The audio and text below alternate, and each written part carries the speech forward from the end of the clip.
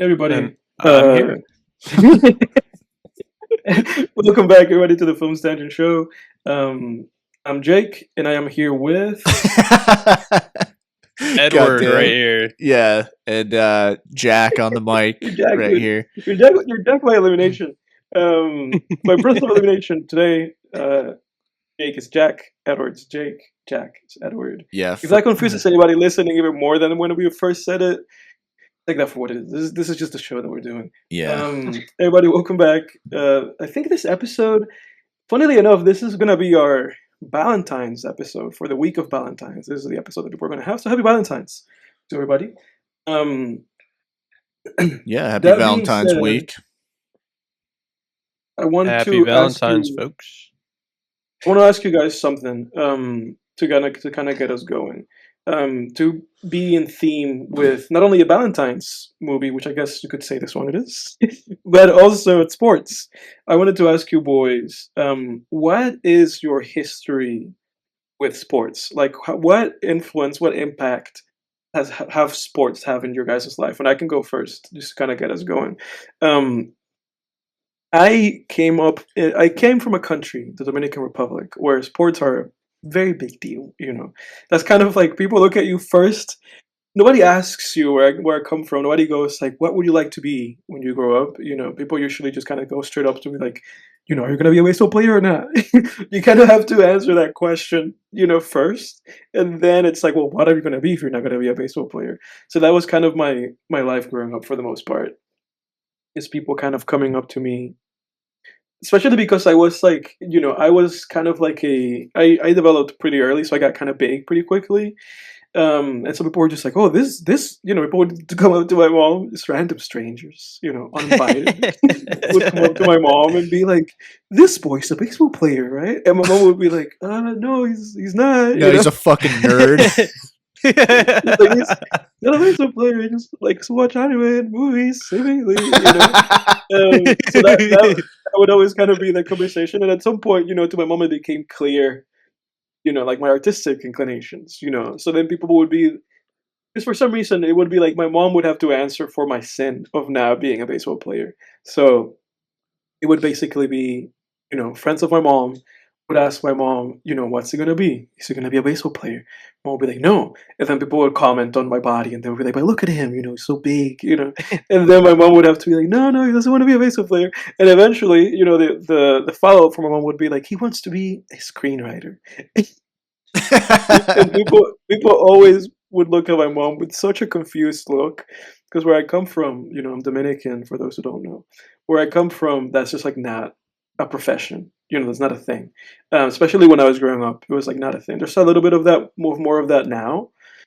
But when I was growing up, it just wasn't a thing, you know. And so she would have to say that to people, and people would just be confused. And then my mom and the adjacent person, they would kind of look at me and be like, "Could you?" The mom would be like, "Could you please explain?" You know. And I would be like, "I'm gonna write movies. Like, you've seen Spider-Man, I'm gonna write Spider-Man." So that was kind of my journey. But at some point, to tie this in with challengers, at some point I really wanted to play tennis, and it was because of anime. So me being a nerd kind of shuffled me to this kind of life of sports in a way, because I got really into, by the time that I was like 12, 13, I got really into an anime.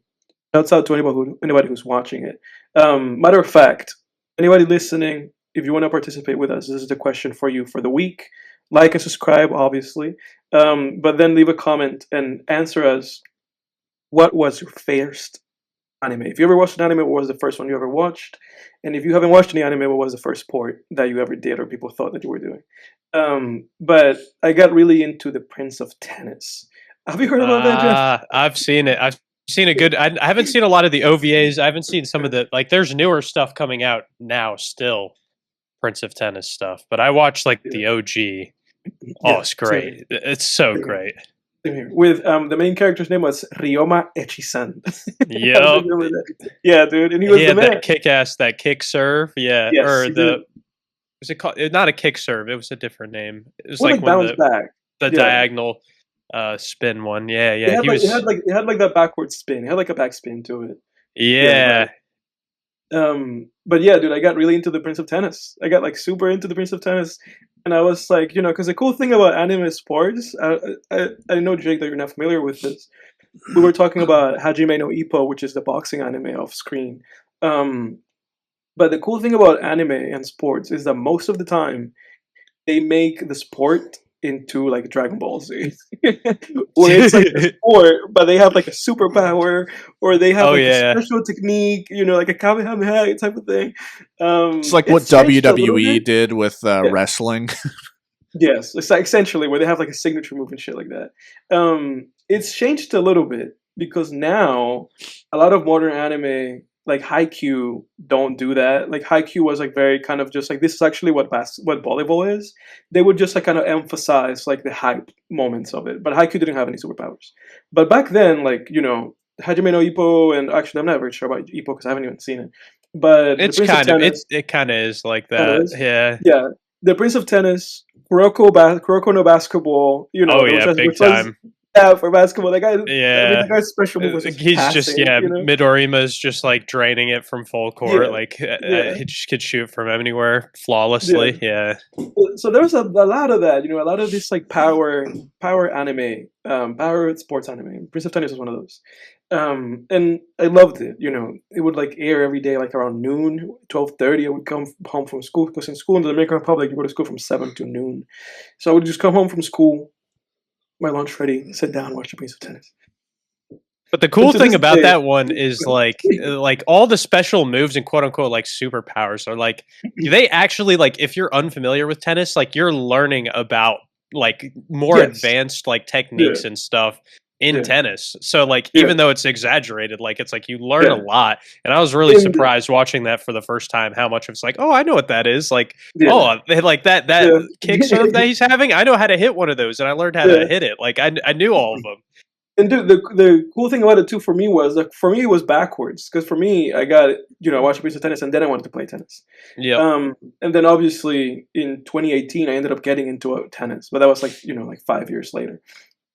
But the cool thing about it, watching professional tennis is that I had the experience that you had, but reversed, where it's like I was watching tennis and I was like, oh my god, that's what they were doing in the Prince of Tennis. They were doing this move and that move. Like I was really into that snake guy. I forget what his name was, but he was able to do like he had that like snake boomerang shot. Yep, yeah, and Yeah. Rafa, it was And Rafa. notorious for Exactly. hitting the Yeah. around the net. pole. Like, Yeah. I mean, yeah, it's crazy bends. He hit some insane Yes. banana shots in his Yeah. career. And so then, when I got into tennis, and I spoke about this when I spoke about Rafa retiring, that the match that got me into tennis was a 2018 quarterfinal between him, Rafa and Dominic Thiem, where Rafa came back from getting bageled in the first set by Thiem to winning the match in like 5 hours at like 3 a.m. That's when I was like, oh my god, this is insane. Like that's when I looked at tennis and I was like, tennis is like anime. Like this is like real people, But yeah, so I had that moment where I was like, oh, he's hitting those shots, like those anime shots. This guy's actually hitting them in real life. But it didn't like to bring this story to a close. It didn't really materialize into anything for me. Where I wanted to get into tennis, but there wasn't a tennis scene in my country because my country's not known for tennis. They're kind of coming up a little. There's a handful of guys like in the Challenger tour. Where's Luca called Challengers? In the Challenger tour, there's a little bit of that going on where there's some Dominican guys, but other than that, there was nothing. So I couldn't really develop or like get going or anything like that. But to this day, because of that, I'm like I could have been the Dominican Prince of Tennis. Nice. Did you boys? Which one of you boys? Want Jack, to go ahead, man. Okay, yeah, I mean, I don't. Ever since I could remember, man, like it kind of probably contrary to like. I mean, I know Jake played sports, but your experience, Edward, like sports was always something that was like very central to like me growing up. Like I played soccer, from the rec leagues to then playing, club teams for about like 7 or 8 years and was, devoted a lot of time and effort into that.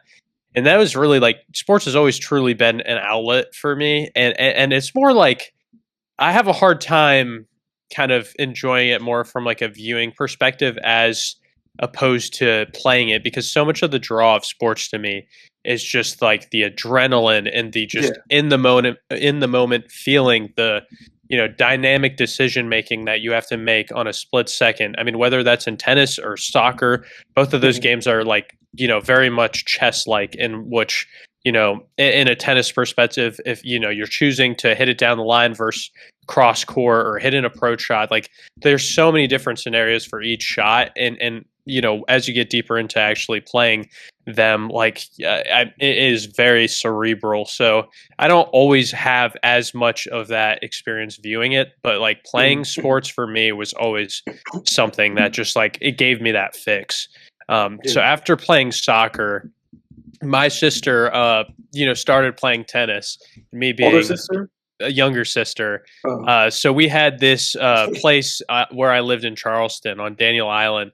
They had this stadium that was a women's professional tournament was held there, called the Family Circle Cup. They've since rebranded it, and I forget what the newer name is. But like Serena came through, and like all of the big Maria Sharapova, like all those big names of that time. Like I practiced and learned tennis at that facility where they held that, and was able to that's incredible.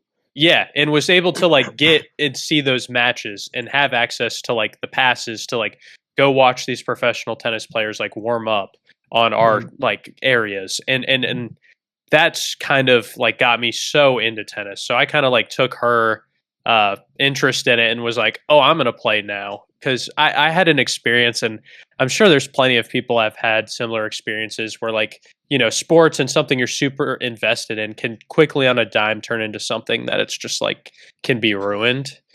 When I was playing club soccer, I had this one coach that was just like, what are you laughing at over there? Dude, I'm recalling sports stories. So. Oh, they're great. I can't wait to hear it. Oh my God, dude, but I mean, some people take this stuff so seriously, and like, yeah, you want to win, but like at the same time, it's like that's the point that I'm going to make too. Go ahead. Yeah, but like some of these like coaches, man, I had a coach, and he was insane. Like just I mean, just purely driven by like just only like rage and like need to win. And it was like, I played on the B team for my club team. We weren't the A team. We were the second team. And he would take us out like halftime at our soccer games. We're losing by a goal or whatever. He'd take us out into the middle of the woods and scream at the top of his lungs like at us. Dude. Yeah, dude. Like, wow. And like not once, like many a times. And how old were you? I was probably like 11. Holy shit! And like I was just like this short kid, like just playing soccer, like loved it. I was like, oh, I want to be a soccer player when I grow up. And like had this coach, and so it's like, dude, he ruined it for you. He ruined that dream for me, and basically, long story short, it ended up to where his antics, and it would be like, oh, like at the end of practice, like if you did something wrong or you lost this game, like we're gonna like the whole team's gonna kick soccer balls at you while you're sitting with your ass facing out of the goal. I mean, yeah, it was ridiculous, dude. That's abuse, man. Yeah, it is. But long story short, they kind of like the club figured out like he was bad news. Like I quit because I was like, I'm not doing this. Like I'm paying a lot, that my parents are paying money for me to go and do all this. I'm spending multiple nights a week, and I'm like basically getting abused. So I'm like, nah, I'm out. And then good for you, dude. Yeah. Which, if you're in a similar situation like that, like definitely don't feel like you need to suck it up. And I mean, there's always a way out of it, and don't be afraid to be the one to say something or to remove yourself from those situations. But they got rid of him eventually, and were like, they got a new coach, and they're like, hey, like, do you want to come back? And like for me at that point, I was just like, no, I don't really want to anymore. And so that was kind of what got me out of soccer. And then sister playing tennis, I was like, okay, like this is another sport that is fun. And I went and played with her a couple times and got absolutely hooked on it. So I ended up training at that facility, and then kind of taking that into Charlotte when we moved to Charlotte and playing all the way through high school, on the tennis team, doing USTA tournaments, going and playing tournaments, trying to get rankings and stuff. Wasn't as successful enough to get into like a college situation, because I don't know, I probably could have maybe gone like D3, but at that point it was like I wanted to go to state school, and I wasn't good enough. But I mean, I played for a long time, and I'm getting back into it now. Got my rackets restrung, have played a couple times, and will be a forever sport for me. But I mean, it's been a huge major factor in my life. And then kind of transitioning out of tennis, I don't know, I'm one of the people that like I always need something active, so that's really gone into like lifting weights, and that's kind of been like my last like college to now, like active outlet and passion. So I mean, I lift like 6 days a week right now, so that's kind of my sports trajectory. But it's not as much on the viewership side, and I wish it was more captivating for me. And I try to keep current with like staying in touch with tennis stuff, but I don't watch it as much as I really should. Yeah, you know me that I like. I follow it like all the time. I'm not watching it like now that Rafa retired. I'm re-examining kind of my relationship with the game. Because even when he was still there, I was watching it like actively even when he wasn't there. But now that he's retired, I'm kind of like just kind of getting just kind of taking a breather from it. There's a lot of new names that are exciting. I really like Sinner. But I've put myself in a position right now where I'm only going to watch it if it's like a Masters or a major. Like right now they're in between. They're just playing 500s right now, so I'm just not 250s and 500s. I'm not following them. Sometimes I'm breathing. I'm taking a breather from tennis, allowing other things to go in. Yeah, and you never know when somebody will captivate your attention. Yeah, I mean, exactly. Yeah, it's always good to take a break. I hope. But Jake, listen. Yeah, similar to Jack, like right now, like I love like staying in shape and everything. I kind of put Muay Thai on the back burner, like Muay Thai kickboxing I did for a few years. But it's like Jack said, and I never thought I would deal with this in my 20s, but like the gym that I paid to go to, the like Muay Thai teacher, and I went there for like 2 years, and I kind of liked his hard ass attitude. He was like funny hard ass, like Johnny Lawrence from Cobra Kai, for those who have seen that show. But then like he just like crossed the line one day, and I was like, I'm fucking out of here. And like, you guys know that story, but yeah, like it's interesting, like how, and I'm going to get back into this in a second, but like how I've never seen like adult men get more angry than like sports, like coaching sports, dude. Almost every adult, pretty much every adult male freak out outside of like my dad, because when you're growing up with a dad, your dad freaks out on you sometimes. But like every adult freak out, like outside of my father, is like a coach of some kind, like or the parents of the kids too, man. I used to have people playing soccer where their dad's like cussing out the ref on the sidelines, getting thrown out of games. Like, I mean, the parents get into it too. Yeah, I've never understood it, but yeah, like as far as like athletics go, like right now, I'm pretty athletic. Like, not to brag or anything, but like I have a 50 like BPM resting heartbeat. Like I did like a 5K, I did 5K last year. I lift weights, multiple times a week. I wish I could do Muay Thai still like more often, but you just like when you're like right now, I'm real deep into like pursuing my writing career, trying to get published and just everything that comes with that. And the thing is, you just gotta like shave things off. You got to figure out like where's my time going and what can I eliminate. And Muay Thai is just not important right now. It's just not. So one day I'll get back into it. Definitely, that's the dream. That's why I want to be a full-time writer, because it's like then after the workday's over, it's like clean, blank slate. I can just do whatever. But anyway, I have an interesting relationship, I guess, with sports. Like, I mean, elementary school, dude, could not have given less of a shit. Like, my parents signed me up, dude. No shit. Like, my parents signed me up for soccer, like when I was a kid, and baseball. And I shit you not, dude, I wouldn't even Your know. parents. Dude, I wouldn't even know who the fuck was winning or like I could not be bothered. Really? I was like, You're when are there we counting going? the clouds. Dude, 100%. Like dude, you'd put me in the outfield. I would on a baseball, never catch one fucking ball. Like, I remember one parent being like, like one assistant coach just being like, play every ball like it's yours. Like, if the third baseman doesn't get it, you be there ready to catch the ball, and I'm just like, la-di-da-di-da. Like, That's good coaching advice, though. oh, yeah. Oh, I actually liked that. Like, I feel like that's something you could, like, transfer other parts of life, 100%. It was. That's the most valuable part of sports, because, like, the grand majority of people aren't going to become, like, professionals or anything, but it just teaches you really valuable life lessons. Yeah. But dude, elementary school, like, you put me, dude, soccer field, I'd be the fucking goalie. And I would just let that ball was sailing right fucking past me, dude. Like, no shits given. It was like, when am I going home? I remember, dude, it was just, I used to hate getting up on Saturdays. My parents being like, "Oh, it's time to play soccer," and I'd be like, "What the fuck is soccer? Like, what? Why?" But like, dude, I didn't even know the rule. Dude, I didn't know the rules of the fucking game, dude. Like that, like literally not a care in the world. Like, when I was in elementary school, like what was your question?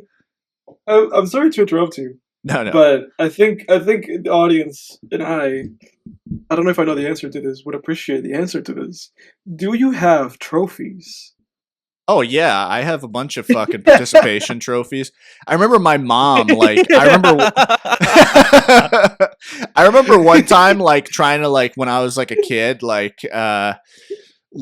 I don't know, maybe like 10 years old, I tried to put them out decoratively in my room, and my mom was like, "You didn't earn any of those, like, put those away." But dude, great parenting. yeah, oh yeah, for sure, dude. I always tell my mom now. I brought that story up to my mom, and I was like, "That is like the best fucking thing you ever said. Like, one of the best things you ever said. Like, But Edward, just before, can I interject? Yeah, Edward, in the DR, do they give out like participation trophies? Yeah, I didn't think so. I did not think so. I was so curious. Yeah, only here. So okay, and I just turned my mic down a tiny bit, so audience, hopefully I sound better. I felt like I was coming in a little bit loud, but I think I'm good now. Do I still sound good to you guys? Yeah, you sound good. Okay. But yeah, so real quick, yeah, that was elementary school. Like, no shits given. Like, at recess, it was like, last kid picked, like, all that shit. I remember briefly getting into sports legitimately, like, in third grade, and I think that was because had a few like sporty friends in that class.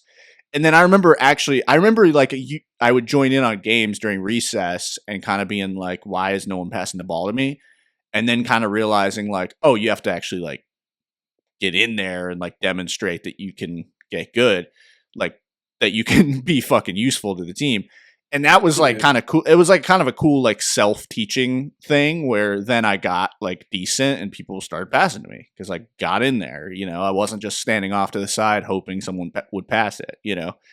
And then middle school, kind of similar. But I wanted to like fit in. Like, I felt kind of in middle school, like I felt kind of weird, like not doing sports. Mhm. So then I remember like my friend and I on my street, like, we there was like we just joined up on the cross country team and then the track team in the spring, because I was like, I had no like skills at that point. Like, I wasn't good at like baseball, football, basketball, or anything. So but running, like, anyone can do that, and that was good because that then I got athletic. And around that time, I was also into like WWE and MMA. So I was like, oh, I'm gonna like, I want like at that point, like 8th grade, 9th grade, my heart was set on either being like a WWE wrestler or like an MMA fighter. So then I did do wrestling freshman year of high school. And that shit is that's like riding a bike, dude. Like I could still wrestle to this day. Like get the techniques and everything just get drilled into your head. And that it's one of the best martial arts on the planet is actually amateur wrestling. And I wasn't too good. Like most people aren't their first season. And I also realized too that I'm just not really that competitive.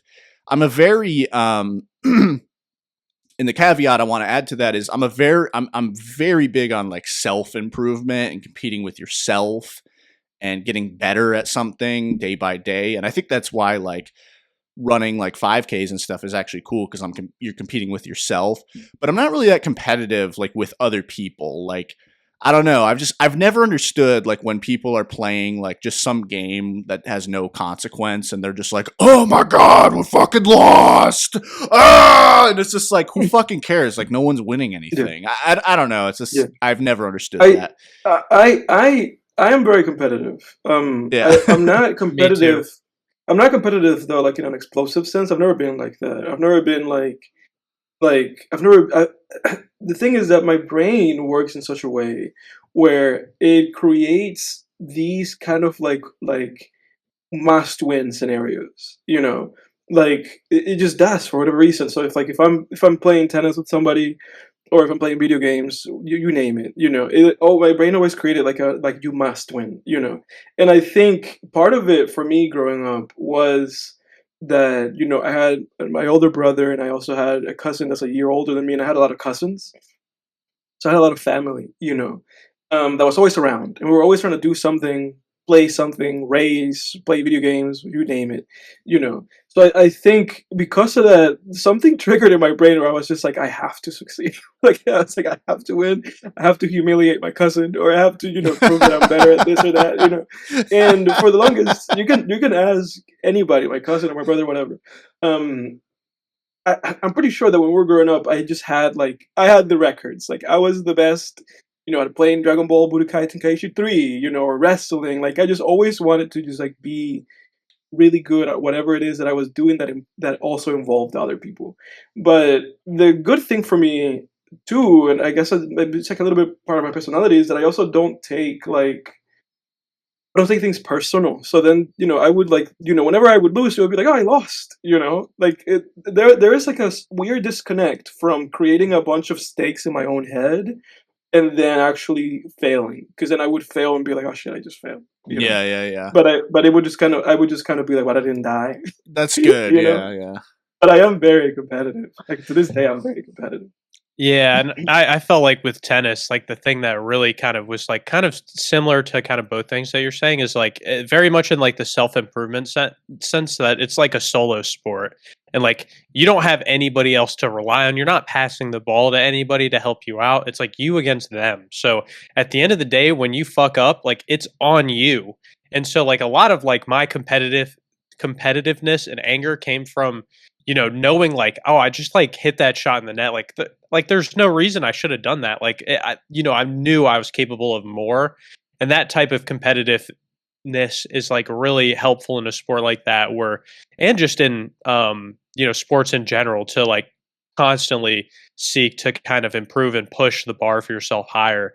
And then just for me, at least, just being competitive, when you have an opponent that truly is like a match for you or somebody that's better than you are, it takes you to new heights and to like, you know, discover that you're more capable than you might have previously thought. Yeah, that's true. Like, and then like what's Edward saying, like if you fall short and fail, like it teaches you to take a close look at yourself and be like, why did I lose?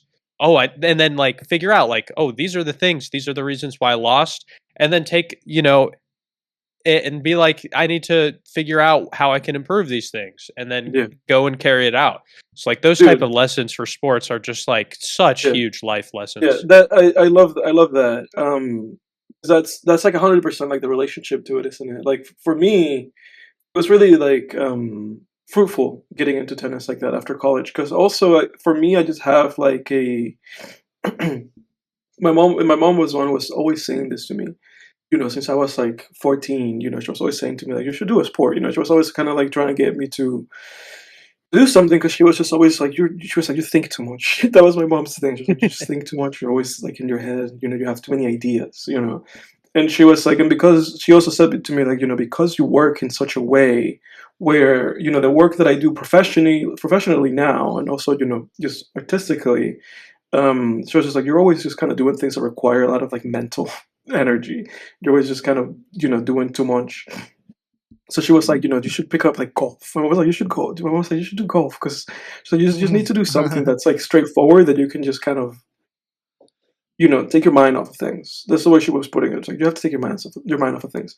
So that was really helpful for me post graduation, especially because of the kind of work that I was doing then. Jake, you guys know that what I was doing before, it was Yeah. just like very taxing, like emotionally. Being able to be like, oh, it's Saturday, Sunday, let's go play tennis. And play tennis. Yeah. That was like very, very helpful for me. But also, like Jack said, it also just makes it so that your brain, because then my brain would go from concentrating on whatever BS I was concentrating on to, I need to get better. How do I need to get better? I think, what do I need to do? I need to hit my forehand like this. Oh, I need to, twist a little bit more my backhand. I need to toss this way, like, so then it becomes like, then it just becomes your mind kind of like focusing on very simple tasks, and then just being like, okay, do this better, do that better, do this better. It took me like 6 months, but then I beat my brother eventually, and I was like, yes, I was like, I've gotten better, Yeah, you like I climbed that remember, mountain, dude. yeah, You dude, and, reached that, the and that's top. that's like such like and I guess for anybody listening to this, maybe this is like a little bit of a helpful advice, but it's like those are the kind of things in life that just give you such like confidence and dopamine like pushes, that you're just like, oh, you accomplish like the sense of accomplishing, and sports, I think, is one of those things that is like really great, because it just gives you an avenue to doing that in like a very objectively like fruitful way, because you just have to get good, and if you don't get good, then you're not gonna get that like nugget of like satisfaction, but it's intense, man. I remember I would come home from work and then be like, I'm just gonna go drive to where there was like a tennis wall. So you just hit forehands. Like I'm just gonna go hit forehands for a couple hours and just get good, at hitting my forehand, so I'm not just hitting them into the net or hitting them way too far out. And funnily enough, I guess the I know we've said this before, and I know Jake, we've got into all these big tangents and we interrupted your stories, but That's good. funnily enough, the video game version of this is fucking playing Bloodborne or Dark Souls or Yeah, yeah, Sekiro. yeah. Yeah. Yeah, Oh but that's a yeah. that's a different topic. Yeah, yeah. I mean, yeah, and the thing too, like I guess a caveat I want to add, like I would say I'm competitive if there is incentive.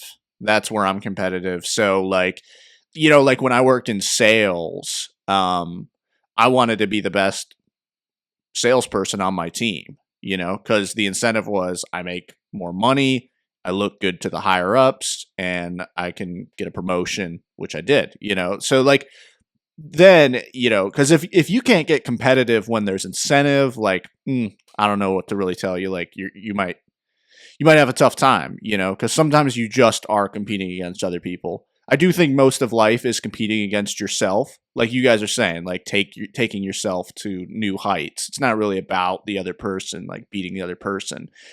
It's about what the hell you can do. But yeah, anyway, so to get into to the fun stuff. Yeah, like or let me, I guess, wrap it up. Like, yeah, I guess that's about it. Like nothing too crazy. Like I quit. I Yeah. did wrestling one season, but then I kept doing cross country and track through high school. And then ever since then, I've just kept running, stayed in good shape, and just working out has been part of my life since I was, I don't know, like 14 and 13, 14. So, and that's great. Like if you make working out a part of your life, you'll feel really good. Like I had Jack and I were at the gym today. I fucking had a very intense workout today. I feel great now, you know? And You know, I you just- saw it, man. Yeah. He was pushing himself to the max. Yeah, man. You gotta take those sets to failure, dude. But yeah, so yeah, okay, so but yeah, like what you guys were talking about, I want to go back to the angry coaches thing because dude, I have never fucking seen in my life like adult men get more angry than at children's sports. Like whether it was like PE teachers, high school coaches, little league coaches, like whatever it is, you know, senseis, Muay Thai coaches, whatever the fuck, like, dude, like I while you guys were talking about soccer, I was thinking of there was, dude, I think it's the loudest and hardest I've ever seen a guy scream. Like it was to the point that like his face, like the skin, it was like the Matrix, you know, like in the Matrix when like that slow motion, like Neo punches Agent Smith and then his face goes like jello. Like the dude was screaming so hard that it's like his face did that. And it was at his own son. Like he was like I'll never forget. Like he was an assistant coach and he was like, he looked like Mario. Like he had like the dad. Like he was this like stocky dude with a red baseball cap and like a bushy ass like mustache. So he looked like a fucking Mario. And like he's fucking, and like I guess his son kept like fucking up. I think his son was like, I want to say he's like first baseman because I could still see it clearly. Like I was like shortstop and this is like fourth grade. I'm looking across the field at the first base area. So his son is either like second or first base and his son keeps fucking up. And at one point, and this was just a scrimmage, dude, mind you. This wasn't even a fucking real game. This was practice. And his son's name was Ryan. And so that at one point, like the whoever was up to bat hits the ball like sails toward Ryan. And I guess Ryan wasn't paying attention or something. And the ball kind of like sails past him. And then his dad just goes, Ryan, what are you doing? Poor Ryan, dude. Poor kid, man. And then I just remember Ryan just going like, just bursting into tears and just being like, why are you such a jerk, Dad? Like, but I'll just never forget it. Just his yell, dude, in his face, like he just got punched in the Matrix, just like, Ryan! I heard that from upstairs, dog. Oh yeah, dude. Jesus. But oh god, man, like I've just never seen, like I remember my cross country coach too, and like God bless him, he's a nice guy, but like I just remember, dude, sometimes, man, he would just flip his shit, you know. And sometimes you would wonder, like, are you bringing things like from home here? Because this didn't even seem like that big of a deal. But like I remember one day in he was my track coach too, and I remember one day in track, we were doing these. It wasn't even the 100. It was like a 30-yard sprint, and he was getting our times, like, and these are like milliseconds that you're talking, right? Like, you know, 30-yard sprint or whatever. You know, I mean, if that, let's say it was the 30, right? These are like milliseconds of time, you know, that like the difference between people's times because of how short the distance is. So he says like he's basically getting our times, and then it'll allow him to like figure out, you know, who's fast and like who can keep their speed at like a bit of a longer distance. But anyway, so he's like, basically before he starts, he's like holding a clipboard and like writing down all our speeds, right? And he's basically saying to us, like, now when you get to like the finish line, don't slow down, he said run through the finish line and then slow down, right? So like first guy goes through, all good. Second guy goes through, all good. And then this guy Aaron goes, and like 3 feet before, like 2 or 3 feet before he gets to the finish line, he just puts on the brakes and like does like the little like tap tap tap tap tap, you know, like a leaning back, like just slams the brakes. And the coach raises the clipboard to the fucking clouds and then just slams it down on the fucking track. He's just like, I fucking said to not slow the fuck down. It's like, holy shit. And you know who had to go right after Aaron? Fucking me, dude. And dude, I honest to God, You're probably hauling ass. dude, I started so fast, and dude, the third step I take, I stumble, and I mean, I feel like my fucking like guardian angel caught me, because like I was like parallel to the ground, dude, and somehow I caught myself and kept running. It's like a fucking angel had the back of my neck and just pulled me back straight, because I was so nervous. I was like, "Oh fuck! What if he like cusses me out too?" You know? Holy shit, dude! Yeah, these kids on eggshells, man. Oh my god, man. But yeah, and dude, I remember the corniest shit though was like when PE teachers would get mad, because it's like, all right, dude, we're not even like competing. This is like fucking you know, like this is fucking phys ed, you know. But I just remember like playing like flag football in PE, and like the coaches are the quarterbacks or whatever, and just one of the coaches just being like, God, I mean, that kid just can't catch, you know. This is like, dude, go the fuck home, man. Like, fucking loser.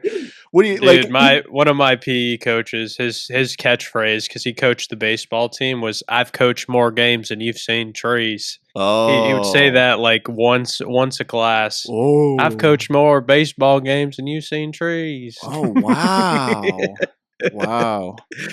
I bet that. Oh, big man. Wow. Yeah, that is so weird. It's like, I mean, if you're honestly, dude, at that point, it's like, just be a fucking humble person, man. Just be a cool guy. Like, you got nothing, dude, to like, you know, just pump the brakes a little bit. Let's reel in the fucking braggadocious, the braggadociousness. Yeah. Gym teacher. Yeah, I mean, come on, man. But it's also a lot of the time it's like, to what end? It's like, to what end? You know, like you wish, because I was thinking before, I was wondering, I was like, who could vouch for this information? But I was like, what is the life of a coach like at home? Like, are they peaceful? Do they just get all their shimmies like out at the kids, and then they're just like so zen, you know? Or are they just screaming everywhere? Yeah, I don't know. Poor kid with his dad, dude. His dad was the coach. I don't know, Damn, man. dude. Yeah. Yeah, dude. Oh my god, that with angry Mario yelling at him in Little League. The sad thing is that I guess he just has to. It's funny because I guess that kid just has to be like Troy Bolton, where it's like, you're just stuck here, dude. Yeah. And it's like at some point you're gonna have to tell your dad that you're not it. Like, Dad, just leave me alone. Yeah. Dad, I want to be a singer. Yeah. Yeah, I remember we had a coach, his name was Coach Webb, and we used to get in when we would go into the locker rooms to change, like, you know, he would be like, you know, they had to like chaperone us, so he would go and like, you know, stand guard by the door, I guess. And so a few of us would like go into the bathroom stalls and just shout like, Coach Webb is a fucking idiot, you know. Nah, that was fun. 7th grade, by the way. Oh, Jesus Christ. Oh, and I remember at one point too, kind of getting into like this was like an elementary school, kind of getting into like biking, like a little bit, like BMX, so like ramps, you know, like a few of the kids in my neighborhood, we had like ramps that we would jump. We all kind of had that phase. Oh yeah. Yeah, like this one kid on my street, he even had like this whole like BMX trail in his backyard, so we would just kind of Oh, if this is a story, yeah. this is the difference. Oh yeah, dude, you know what's coming. You know this story. So dude, this one I like. I've laughed at this story through the years. Yeah. Oh yeah, dude. I remember telling you this one. Yeah. So this was I haven't told it on the podcast before though. So this was yeah, like elementary school, probably like 3rd, 4th grade. And I had like one of those ramps, you know, that you can it was like one of those 3-piece ramps, so you got like the up ramp, the down ramp, and then the middle part, right? And we always used to take the middle part off, you know, so we could just jump. Sometimes we would just jump the front piece and hit the ground, and other times we would like jump the gap, you know. And so one day, like me and 2 of my friends, 2 of my friends and I are jumping the gap, right, on my ramp. And this one friend of mine, we'll call him John. If he's listening, he knows who he is, man. Shout out. You're gonna have to like text me or just tell me off screen. Remind me like his actual name, because I remember his actual name is kind of funny in this story. Oh yeah. You know, I don't even need to use a different name. His name is Robert. Fuck it doesn't even matter.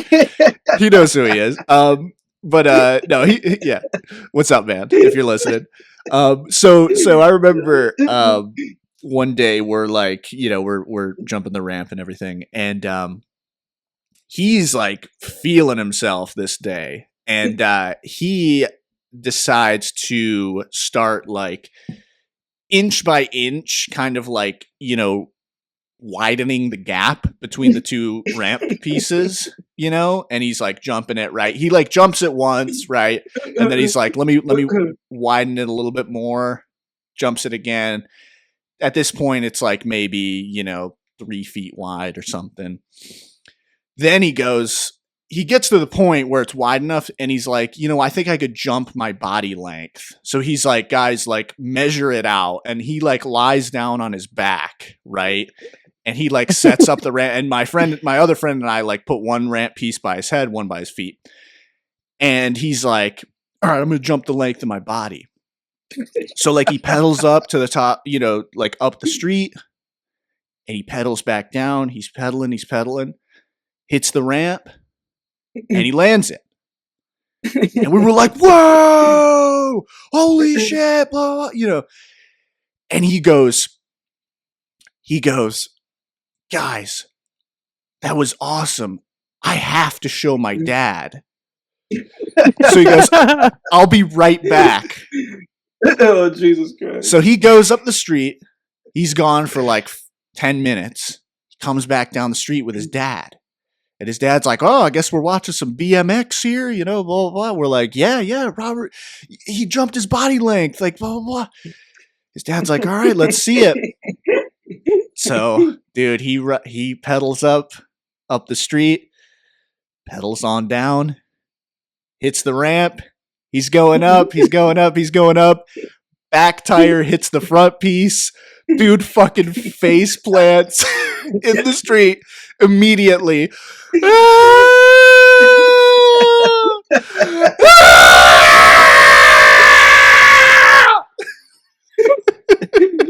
His dad's like, are you okay? Like, his fucking elbows are bleeding. I think his lip was busted. He had to shovel them up. Dude, he had to scrape his son off the asphalt. He's got the Neosporin, the Band-Aids. Dad, come watch you bust my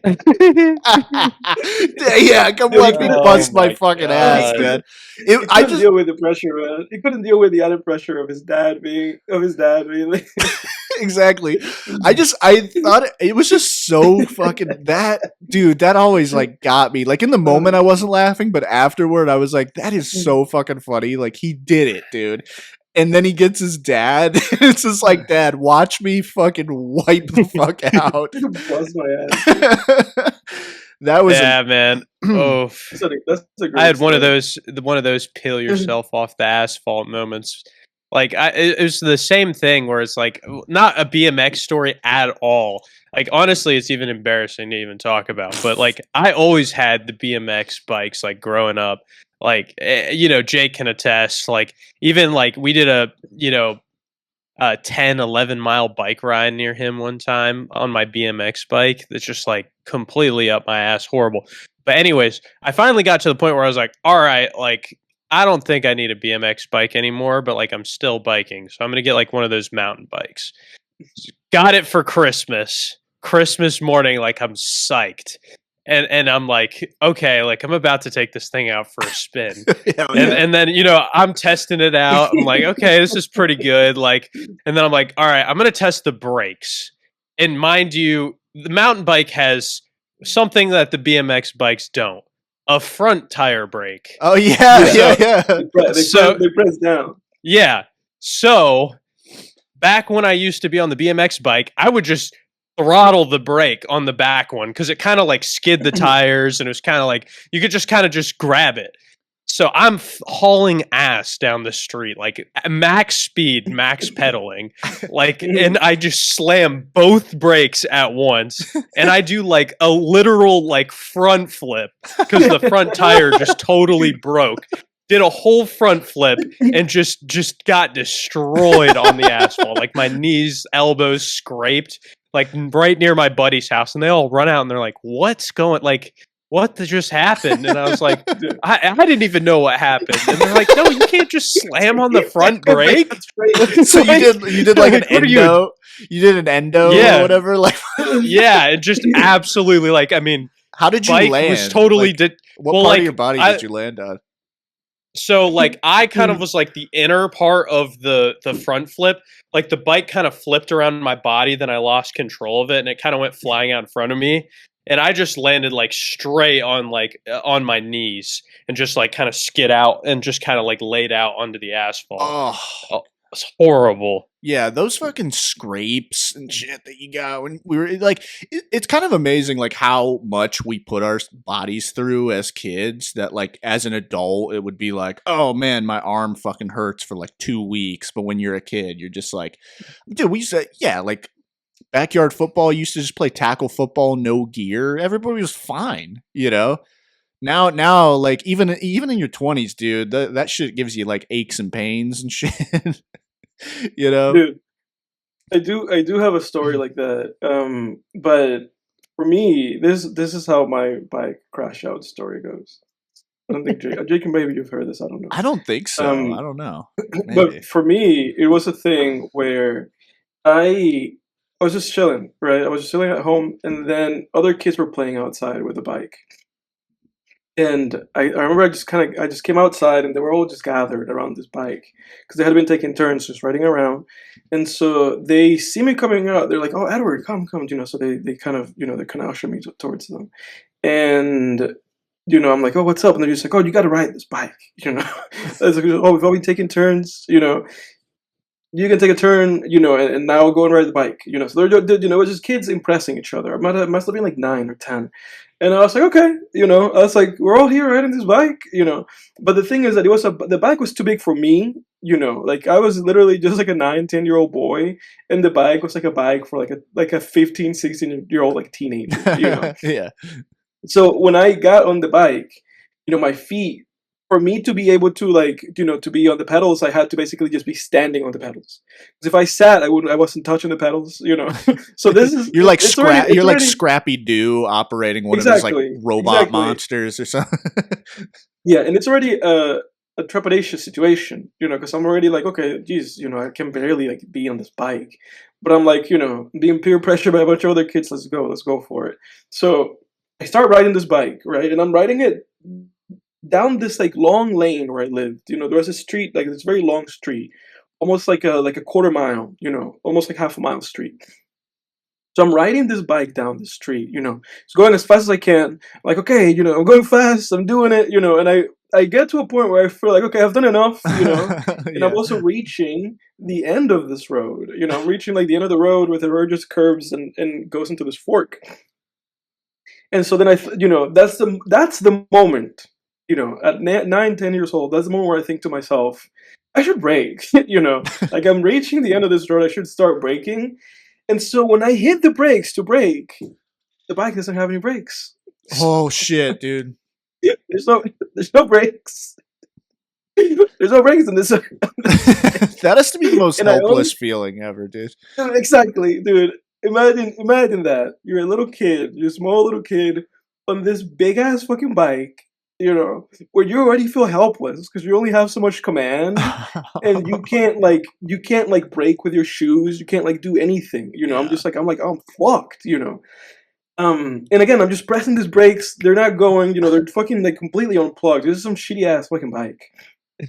And so I just give up, dude. And so I sit on the bike, and the pedals are just going zzz. The pedals are just going in circles like bananas, and this bike is just going, and I'm just kind of trying to steer it so that I don't go into the open road. And ultimately, I just ended up going into this cul-de-sac into the corner of the road. I just hit the bump on the pavement, and it just went flying. There was no other end. There was no Damn. other end to that whole thing. God damn. And I scraped my knee and I broke one of my nails in my hand. It was a terrible situation. The other kids came and they were just laughing. And so then, so then I just picked myself up. That was one of those points in my life where I was just just don't cry. I was just kind of Yeah. my lip, no, I'm not gonna cry about this. I remember that as a kid. You'd see your vision start to blur from Yeah, the tears. exactly. You're just no. You're trembling a little bit. Yeah. But I called it quits. I was just I was just it's okay. I was oh, it's okay. And then I just kind of shimmied home. So I was I just shimmied home and went home. And just let my mom pick up the pieces of what became of me in literally a 5-minute span. I went out of my house, I crashed a bicycle, and then I just God, that terrible, rules, dude. I have a couple things. One real quick coach story before we go into something else. So Okay. this was in high school. This was the aforementioned track coach who destroyed his clipboard because of the kid putting on the brakes before he hit the finish line. And this was so. You guys probably had to do, Jack, you probably had to do these kinds of things. You know how they would have you in high school, it was kind of high school's version of Girl Scout, Boy Scout cookies or whatever, or Girl Scout cookies. I don't think Boy Scouts sold popcorn or something, but they had a high school kind of version of that, I guess, for sports teams where they had these shitty ass card things that had a bunch of coupons on them.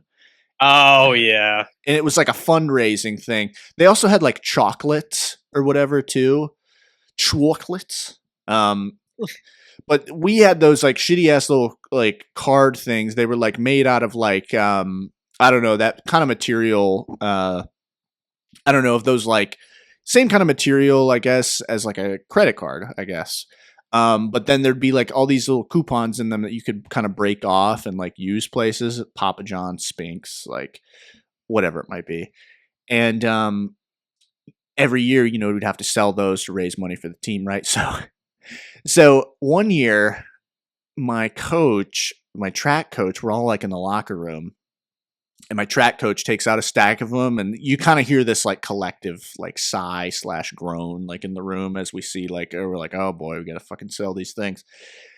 And he's yeah, it's that time, again, we're gonna be selling these, raising funds or whatever. And he goes, now here's the thing, guys. He goes, if you sell all of these, obviously that's amazing.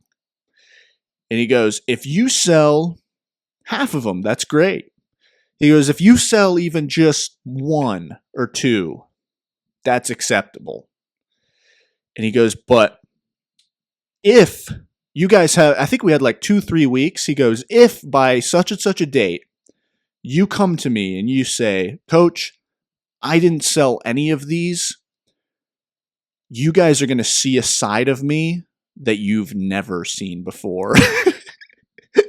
And dude, ever since then, I thought that was like the greatest threat I've ever heard. Just like, you're gonna see a side of me you've never seen. And was it like people really?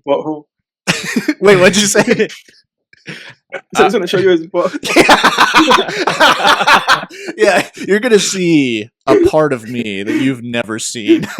Or the sun that whips out his dick.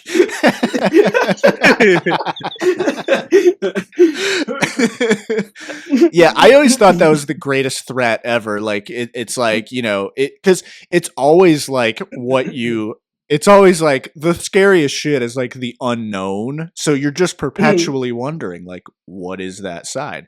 It would have been like, dude, it wouldn't have even been 50% as scary if he was like, you know, if he was like, I'm going to cuss you out, or like, I'm going to scream my head off, you know, until my like throat's dry. Like, dude, not even 25% as scary as just saying, you're going to see a side of me you've never seen. Like, amazing threat. So, my coach is probably not listening, but on the 0.001% chance he is, coach, that was very scary. But yeah, so I actually experienced a weird Mandela Effect thing recently. You guys are familiar with the Mandela Effect? Yeah, but for the sake of the audience, go ahead and explain it. Yeah. So for the sake of the audience, if you really want to know more about it, go just Google it. But just to be quick, like basically the quick definition is it's essentially a false memory that a collective shares pretty much. I think it could be one person, but generally it's a collective memory. Popular examples. People thought Mandela died in prison. Right, that's where it comes from. So there was like a huge group. There was this population of people. I don't remember how they got this information or what, but there was just a population of people that could have sworn that Nelson Mandela died in prison in the 90s. And he didn't. He got out of prison and he became an activist or whatever. Other popular, probably the three most popular examples. One, Darth Vader saying, Luke, I am your father. That's a false collective memory. He just says, no, I am your father. Right. Yeah. The Monopoly Man. Right. Does the Monopoly Man have a monocle? No, he doesn't. But there is a lot of people think he's got a monocle. There's a ton. If you look up like Monopoly Man Halloween costumes, almost all of them have a monocle. Does have monocles on? Yeah. And then the Berenstein Bears. It's the Berenstain Bears or something like that. It's like spelled differently, I guess. Looney Tunes is another one. People always thought it was like Looney Tunes, like TOONS, but it's tunes like a song, like Looney Tunes. Dude, I think I to this day thought it was TOONS. Really? And it would make sense, right? It makes sense. It makes sense. Because they're cartoons. Yeah, I don't get that. Yeah. But there's a ton of these. They're really fun to look up, actually. So check them out. Mandela Effect. There's hundreds of examples. So I fell, I don't know, not victim, but prey to one the other day. So I was sitting in, and I want to see maybe if you guys, if you guys did too. So the other day, I'm sitting in my house. I work from home. I'm listening to music while working, right? I'm listening to my rock playlist. And the song comes on. And my immediate thought in the first like 10, 15 seconds of this song, I'm at my computer working and I'm like, how did a Drake song get on my playlist? Especially my rock playlist, but really on any I wish I knew what song it is. Yeah, I was like, I was like, I wish, like, or I was like, how Drake shouldn't be on any of my playlists, but least of all my rock playlist. Then the drums kick in, and I realize that it's Little Lies by Fleetwood Mac. And I was like, oh, shit, okay. Then my next thought is, oh, well, Drake obviously sampled this on that song of his. And I'm like, which song was that? What was that song called? So I go to the internet and I look up Drake Fleetwood Mac sample. There's no song. But what I do find is a Reddit thread filled with people talking about Little Lies by Fleetwood Mac and saying that they swear up and down when they hear the first 10, 15 seconds of that song that they think Drake is about to start rapping over that song. And it's a Mandela Effect thing, dude. Like, we're all, like, there's a population of people that I guess I'm in. Pretty fascinating. I just heard it. Like, I just heard it myself so I could listen to it. Yeah. Pretty fascinating because you do think it's going to be like a hip-hop song that's going to come up for a bit. Yeah. It's like, what's the name of that fucking song? It does sound like a Drake song. It sounds like it would be on Nothing Was the Same. Like, it sounds like it sounds like 305 to My City or Pound Cake, like a song like that. One person in my head, go ahead. I was between Nothing Was the Same or the not like his album before Thank Me Later. I thought it was like maybe some Thank Me Later. Yeah. There is no Fleetwood Mac sampled like Drake song. And I looked up on who sampled. I looked up all the songs that sample Fleetwood Mac. I've never heard any of them. There's even funny enough, there's a famous Dex song that samples Little Lies, but I was like, that ain't it. I've never heard that. Yeah, so someone on Reddit brought up Moment for Life by Nicki Minaj and Drake. That's the closest I can really that's like the closest I can get to it. Like that one, it has like similar notes at the beginning, but it's a completely different instrumentation. Okay, you stay there because I'm gonna listen to this for a second, for like at least 10 seconds. I'm gonna listen to it. Yeah, I'll listen to it. Do you see what I'm talking about, Jack? It doesn't sound like a rock song or a Fleetwood Mac song whatsoever. It does sound like it would be going into some sort of hip hop. Like the beat's about to drop like right after that 15 seconds. Yeah. Yeah. And I was like, this is a Drake song. This is like totally a Drake song. It just, I can't even hear that synth, that the opening 10 seconds of that Fleetwood Mac song without picturing the Nothing Was the Same album cover. Like, it's crazy, man.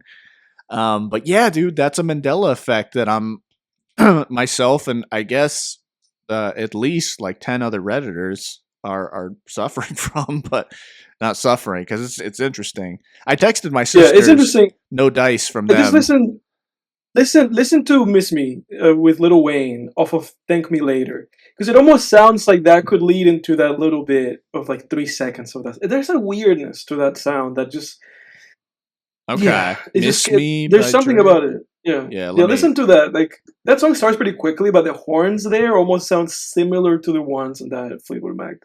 Okay. Song. Interesting. Like there's something to that. You're onto something. Yeah. And there must be like a very clear like connection. Like there must be a song that just sounds just like that. Yeah. Yeah, I don't know. Let me turn off my microphone and listen to that real quick. Yeah, go ahead. It's so strange, but that happens with music often.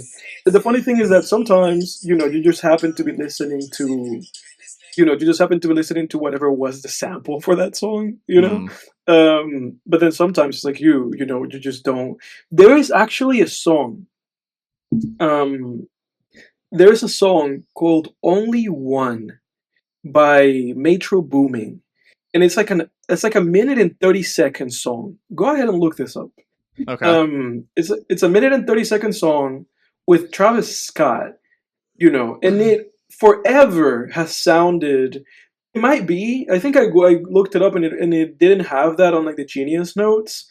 But forever I thought that it was like a Kanye sample, and I think it just happens to sound just like an 808s and Heartbreak song. Yeah, it does. I just listened to the first 11 seconds. That auto-tune sounds just like 808s and Heartbreak, like that. It would have been on that album. And that song, that Only One song, always, and it's only one with the one is just a number one. It's only and then the number one. Intro booming. And that song always like bothered me because I was like, this just sounds. It's like, isn't this a Kanye song? Isn't he just doing this over a Kanye? You Yeah, know, with the but it. piano and everything Yeah, too. exactly. But Yeah. then, dude, again, I went on Genius, and again, it might something else might be there now. But when I had the curiosity, I went on Genius, and according to Genius, there's no Kanye sample. It just sounds just like a Kanye 808 song, but there's no Kanye sample to be found. Yeah, that really does sound like his Yeah. cadence, especially like Travis's cadence, sounds like something Mhm. off of 808s and Heartbreaks, or maybe even Yeezus. But yeah, mostly Yeah. 808s and Heartbreaks. Yeah. Yeah, Mandela Yeah. Effect, man, it's weird. Very fascinating. Very fascinating. But boys, unless anybody has any topic that they want to really pertinently get into, I'm going to take us into our recaps, so then we can get into the movie. Yeah, that sounds good.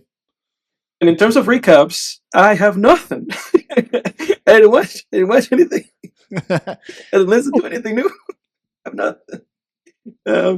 So Jack, I'm going to give the throne to you. I only have one, and we were talking about it, and we mentioned it at part of this season. But I've been sick this week, so if you've heard that in my voice throughout the episode, that's why I'm on the mend. But I was pretty much in bed for 2 days, where I probably didn't need to be the second day, but I got Dude, you're like a sick day. You're like Peter in that episode. Is that Family Guy? Am I saying the right thing, Jake? Yeah, Where are you like talking about he's like sick? where Lois thinks his voice is hot because Yeah. So then he tries to get sick. Then he tries to get sick again, and he's like dying Again. from what he. Yeah. No, dude, Classic that happened. Family Last Friday I met like one of my girlfriends, like two of her good friends where she works. Guy. And like since I was starting to become sick, my voice was like super lower. So much lower than normal. And I was like, and then the next day I got sick and I was like, oh, that makes sense. I was like, my voice was so low, and I was like not trying to be like, hey, nice to meet you. I'm so and so's boyfriend, but I felt like that whole time I sounded like that. That's like what I was like so self-conscious about. I was like, I feel like I sound like one of those guys right now. Artificially like trying to like deepen. Yeah, just like I just woke up. But yeah, so I got a ton of not a new anime, but an anime that I just started watching. I watched an absolute fuckload of it. And it's Hajime no Ippo, the fighting. And hopefully that's the correct way to pronounce that. But I'm pretty sure it is. yeah, but it's a boxing anime. That's kind of, I think it was 1989 was when the manga started, and then early 2001, I think, or 2000, the actual adaptation of the manga aired.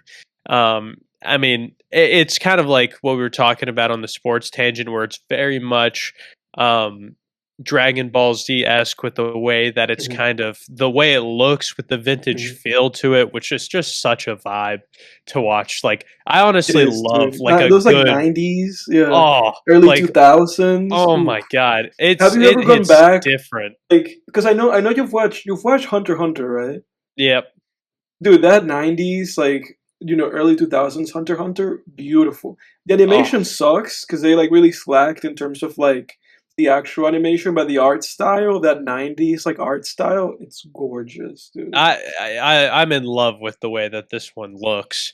But I mean, it's just it's similar to what we were talking about in the sense that it's like you really get like people get really like characterized, and their strengths are like really strengths. Like one of the guys he goes up against is just like the ultimate counter puncher. Like one of his main rivals is like he doesn't hit that hard, but like he's mastered the counter punch. And like Ippo, he's like just like a powerhouse boxer. Like he's got insane. He's a knockout artist, huh? Yeah. Oh yeah. he is a knockout artist, and he hits like a truck. But then there's like people that have like flicker jabs, people that have like a screwball punch, and like all different sorts of stuff. But it constantly kind of is keeps it fresh and also just is like one of those things where it's just like, man, this like makes me want to go like work out. Like it makes like, cause he's like running around, you know, doing like all this boxing training, hitting the bag, doing the speed bag, sparring, doing the pads, like, and it's like, you know, getting knocked down in fights and getting back up, you know, like just like true grit and determination. Like it's just so, it's such a good vibe and just so like inspiring to make you just want to like go do some shit. So like even though I was sick and like sitting in there, I was like dying to like go Like, get it's a like lift watching in and go Rocky. do something. Yeah, dude, I had my pull-up bar up in my bathroom like doorway. I was like cranked out like 50 pull-ups this one day. It's like doing push-ups and stuff. I was like, I can't just sit still off of this, but I would highly recommend to watch it, and it's I can't wait to continue watching it, and that's why I procrastinated watching the movie of the week until today, because last night I was in the middle of an arc and I just had to see it through. If anything is convincing me to get into Hippo, it's you, because that's the thing. Like and Jake knows this because Jake has been, you know, on my case for, you know, the past like 6-7 years about, like, if not longer, I don't even how long has it been, about, you know, a lot of like TV shows like Hannibal and stuff, and I've watched a lot of the shows that Jake has given me, because I've watched like Mad Men, I watched because of Jake. Better Call Saul I watched because of him, you know. There's like a lot of shows that I watched because of him, but it's like way easier, like a cheat code, to get me to watch a show if it's an anime show. Anime, you know, and you hype it, I'm like, I gotta watch it, you know. But you know, don't be surprised if next week I'm like, dude, I'm 40 episodes into it. Well, dude, Hannibal's an anime. You didn't know that? Is it really? Is it really? Yeah, man. I didn't know that. Dude, you watched the first episode. You couldn't tell? I couldn't tell, dude. I couldn't see like where it was just too realistic. You know, it has to be like more 2D, more into the 2D anime. You didn't see Will Graham Falcon punching Hannibal? What's Falcon Punch from? That's from a video game, isn't it? That's from a video game. That's from F-Zero. No, failed that. Failed that joke spectacularly. Well, why don't you pick yourself up from your failure and tell us your recap for the week? Yeah, I'll try.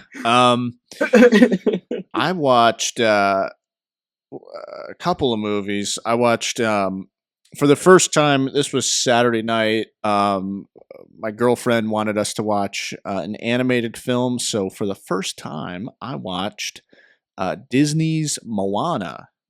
Have you guys seen that?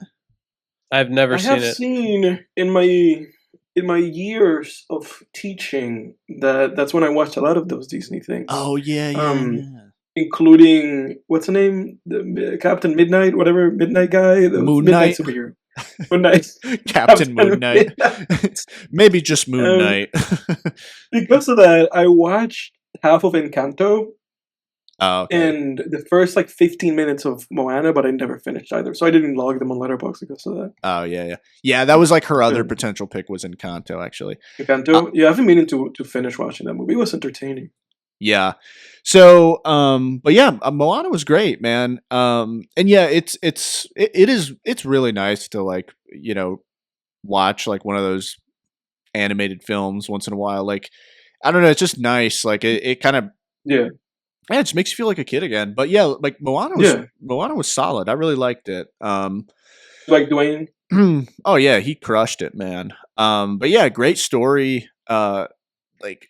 What's good about those movies like that, you know, particularly like very just studio films, like you know, and especially like Disney films. I don't know. I feel like everything. It's really great for writers to watch movies like that because the structure and character development and everything is just so clear, you know. And I don't know what that is. I don't know if it's just because it's a studio film or if it's because Disney has the budget for like the best writers on the planet. Like, I don't know, but either or, yeah, but both.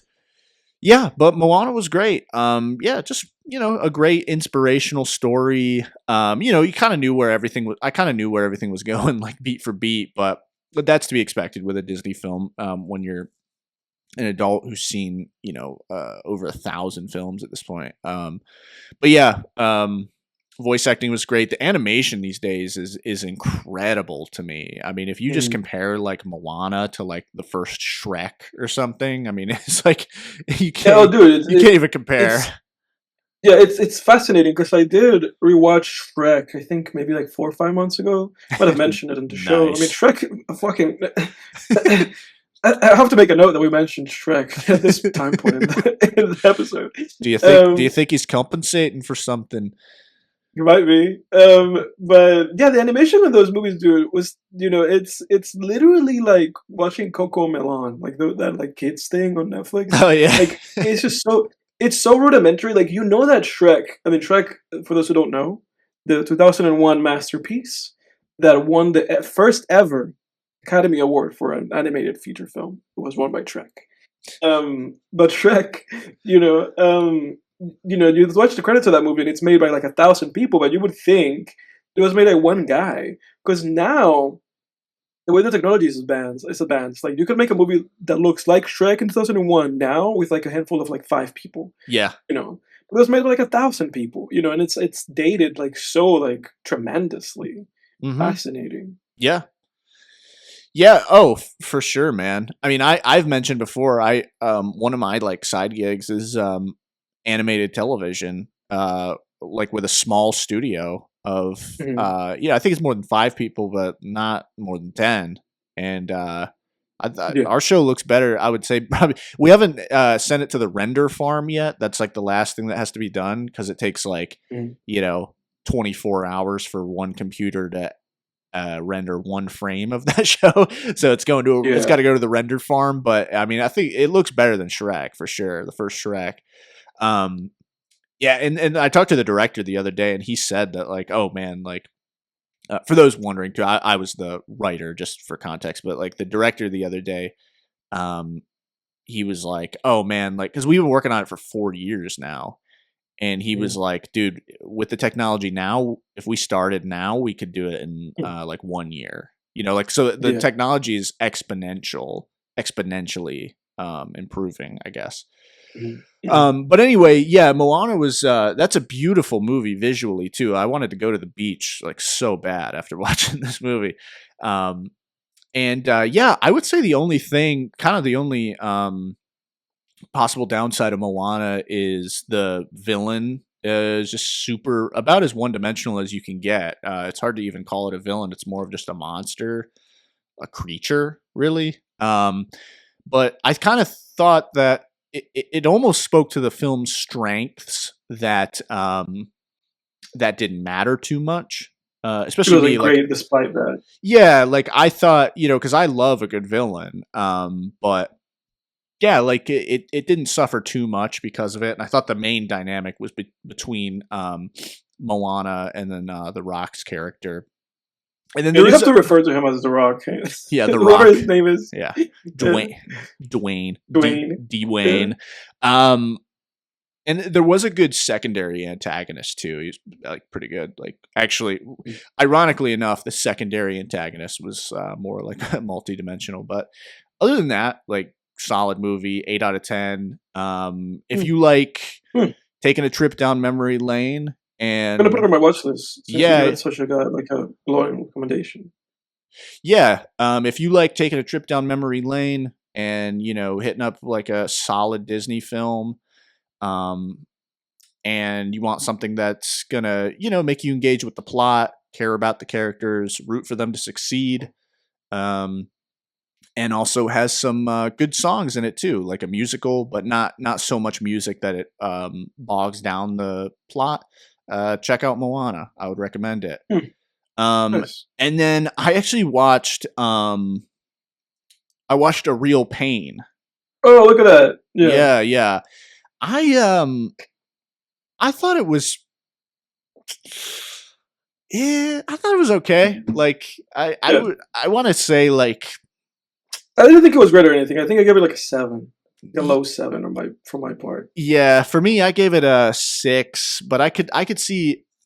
I feel like giving it a 5 based on my enjoyment, but I know that there was a lot of strength in terms of like character work there that makes it hard for me to call that like an average film, but it kind of was.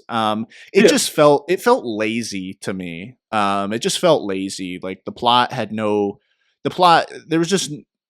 there was really no real objective, like, which is fine, but meandering. Yeah, very meandering plot, which like that can work, you know, but it is hard to make that work. Like it's very hard to make a meandering plot, slice of life type thing to work, which this wasn't quite slice of life. There was like subtext and backstory and things like that. And I don't think that, you know, storytelling, I think, is a rich tapestry. You know, I don't think a story has to follow like the, you know, hero's journey, like, or the, you know, more simplified like Dan Harmon story circle that pretty much like 99% of stories follow. Like, you know, I think that is your best shot at creating a story that has legs, is by using the kind of, you know, story circle method, because those are just the beats that generally work. Those are the patterns of stories. But, you know, I think a story is more than that. I think a story can be like just someone, you know, you know, going to the store and buying milk. Like that could be a story. That can be a story, you know, but can you make that interesting, you know? And generally what makes it interesting is conflict, right? And there is conflict in this movie for sure. And that's what kept it strong and not completely meandering. And that's why it's not slice of life. But yeah, it just felt kind of lazy. I felt like the scenes were very repetitive, where it's like, okay, you got these people on a tour, and then what's his name? Jesse Eisenberg's character is on edge. Just he's being proper. He's on edge because Benji is, you know, on the verge of an outburst, and then Benji gets embarrassing and annoying, and like I found Benji just annoying. Like I could understand 100%. him. I could understand him, but after a while I grew very tired of him, where I was like, dude, stop making like your problems like other people's problems. And I felt like the movie just didn't really address that enough, you know? Yeah. Did at any point actually feel like it was a Drake and Josh movie? Did it feel like that at any point? It did at the beginning, but then I felt like it was different enough to where it was like, this wouldn't really work as like a Drake and Josh reunion episode or something. But yeah, I just felt I found Benji like insufferable, man. It was just like, dude, like, you know, and Benji was like, it was a very good, I guess, fictional example of a doomer, right? Someone who just allows the pain of the world and the you know, not only has like their own pain and their own struggles, but also takes on like everyone else's pain. Like they see something bad on the news and they're like, oh my God, I can't hold it together, you know, and they're at like a, you know, memorial thing. Oh my God. Oh, you know, and you know, he talks to that. The movie addresses that, where, you know, Jesse Eisenberg's character says, you know, well, what's the point in getting sad every time something bad happens in the world? And then, you know, Benji's like, well, if we did that, then maybe less bad shit would happen in the world, you know?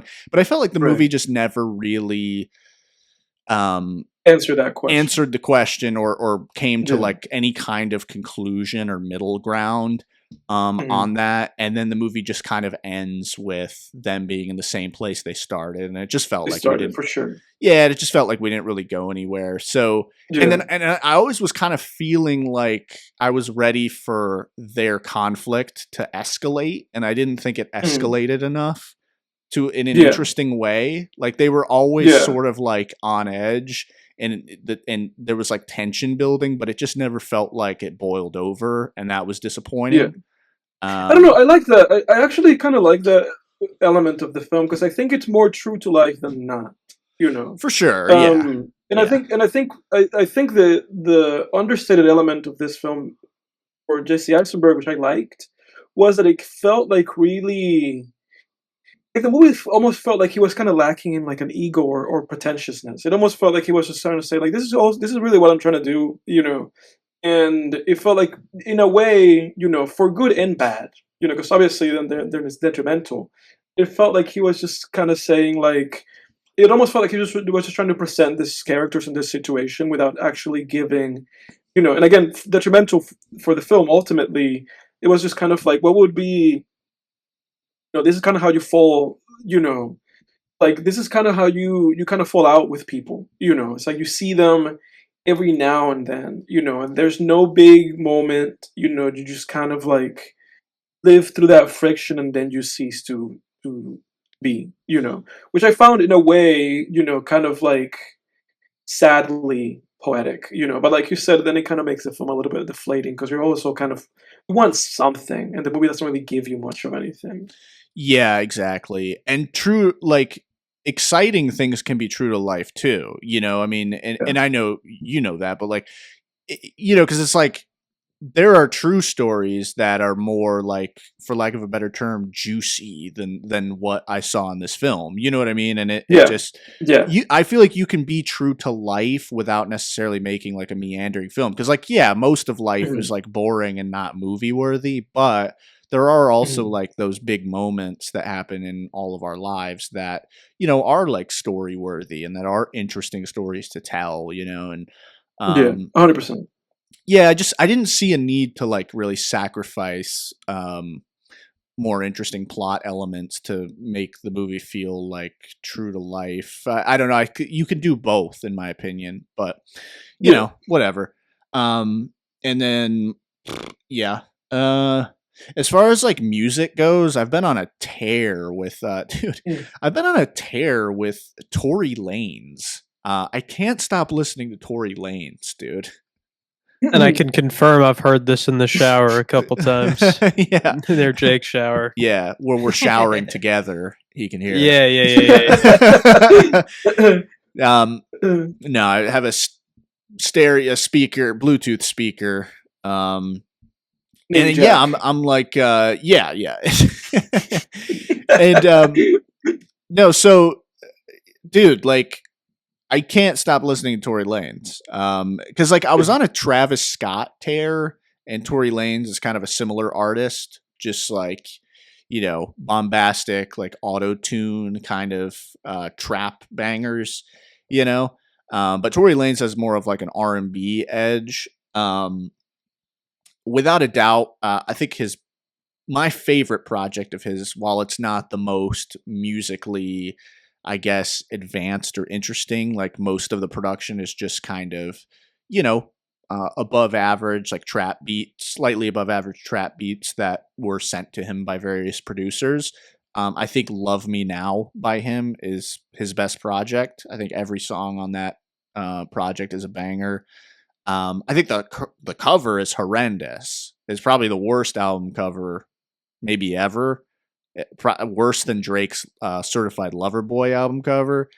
But other than that, it's a great project. I mean, you got stacked features on this project. You got, Boogie with the Hoodie, Chris Brown, Gunna, Lil Baby. You got Trippie Redd. Bryson Tiller. A stacked feature list on this album. The production is stellar. The mixing is stellar. The whole project is just clean and polished. It's hard to pick favorites because really every song I think is kind of a banger off of this one. But I gotta say, like especially over the years, like Swing featuring P&B Rock and Trey Songz is a standout. KJM, Cut Me Off, Ferris Wheel, If It Ain't Right. Ferris Wheel's so good. Yeah, Flexible, Drip Drip Drip featuring Meek Mill. But I might as well name the whole album. It's just fantastic. For the Reloaded one or just the normal? No, just the regular one. The Reloaded one has like only 2 extra tracks, and I don't think they're that great, really. But yeah, just great for like trap. Just great trap bangers. If you like Travis Scott, I would 100% check out Love Me Now, which kind of leads me into a point that I wanted to make, because people often have compared Travis Scott and Trippie Redd, Travis Scott and Tory Lanez, especially when Liddy came out by Meek Mill, which is at the time was like Tory Lanez's biggest hit. It probably the most recognizable song of his. He's featured on that song. And people were comparing him to Travis Scott, and him and Travis Scott actually almost got into a fist fight because at like a music festival, because Tory responded to the fans by tweeting out, "I can't sound like someone who I've written for," which, first of all, yes, you can. You can sound like someone you've written for, Tory, but that's besides the point. They almost got into a fist fight over that because Travis was upset about that. Which who even knows if that's true? I know there's a lot of ghostwriters and stuff out there, but I would hope Travis Scott is doesn't have ghostwriters, because his lyrics aren't even.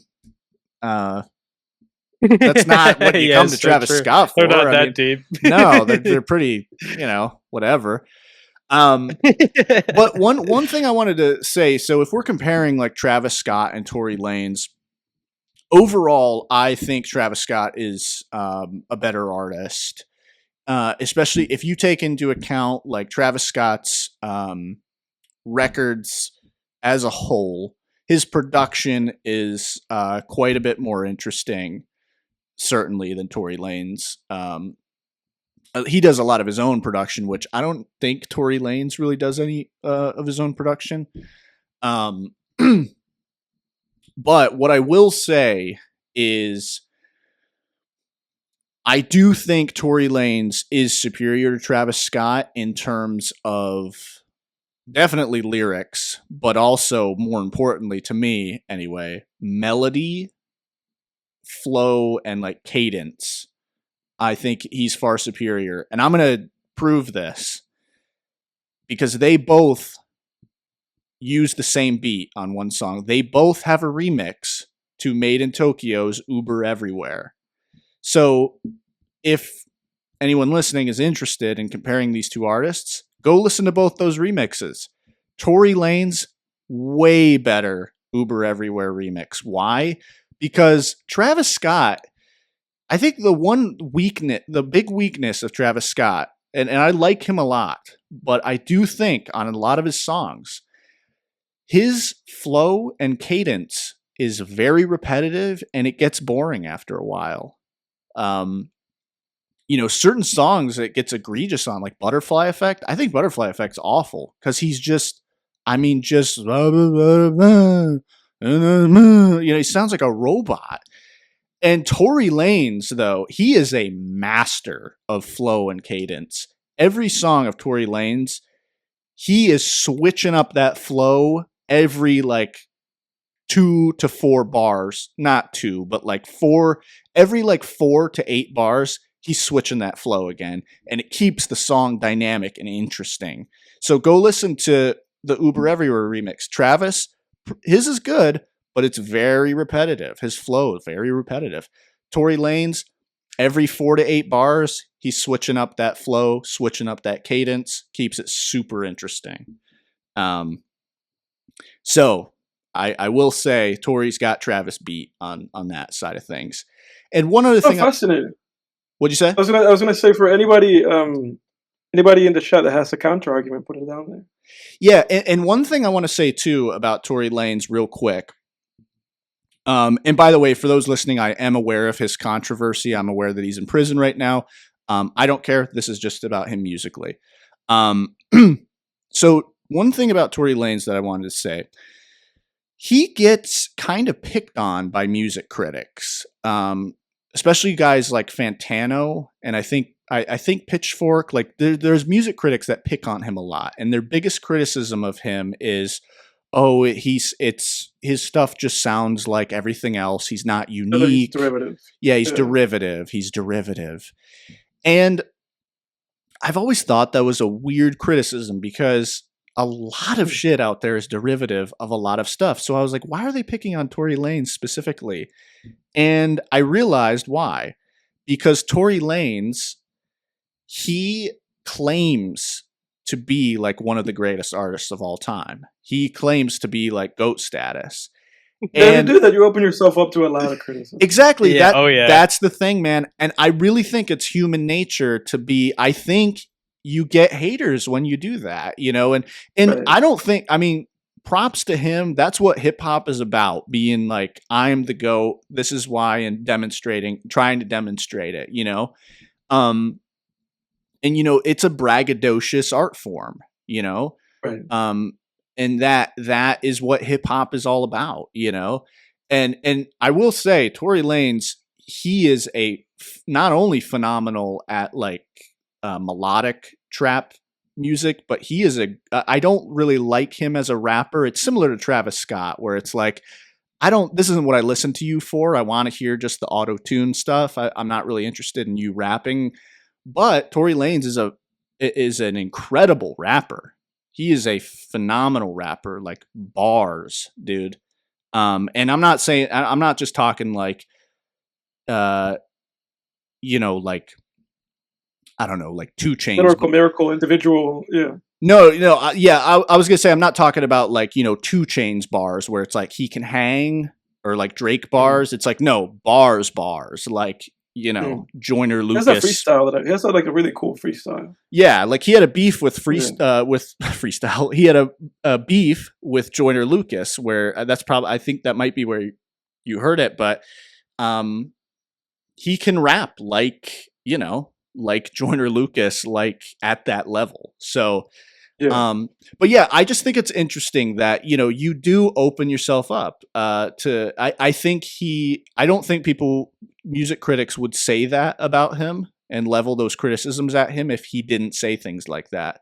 And I think it's kind of an interesting aspect of human nature and just the nature of haters, for lack of a better term, you know, but he's got haters. Exactly. That he has. But yeah, I'm always looking for, though, too, like, you know, because Travis Scott, I like him a lot, but he's very mainstream. And for some reason, my brain, I'm always looking for the alternative. Like, who's the alternative to this artist? You know, I like to dig a little deeper. And so I think I like underrated artists. I like underdogs. And Tory Lanez, for me, in terms of like the trap subgenre, is an underdog to me. But speaking of Travis Scott, did you guys hear his new single 4x4? Yeah, I heard it. What'd you think of it? I thought it was all right. Yeah, it was all right. I didn't. Okay. I didn't think it was anything special, to be honest with you. No. Yeah, it just kind of felt like.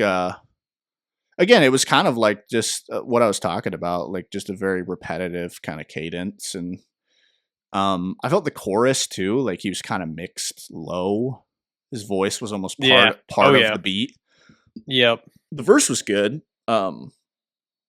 But yeah, I don't know if he's like releasing something soon.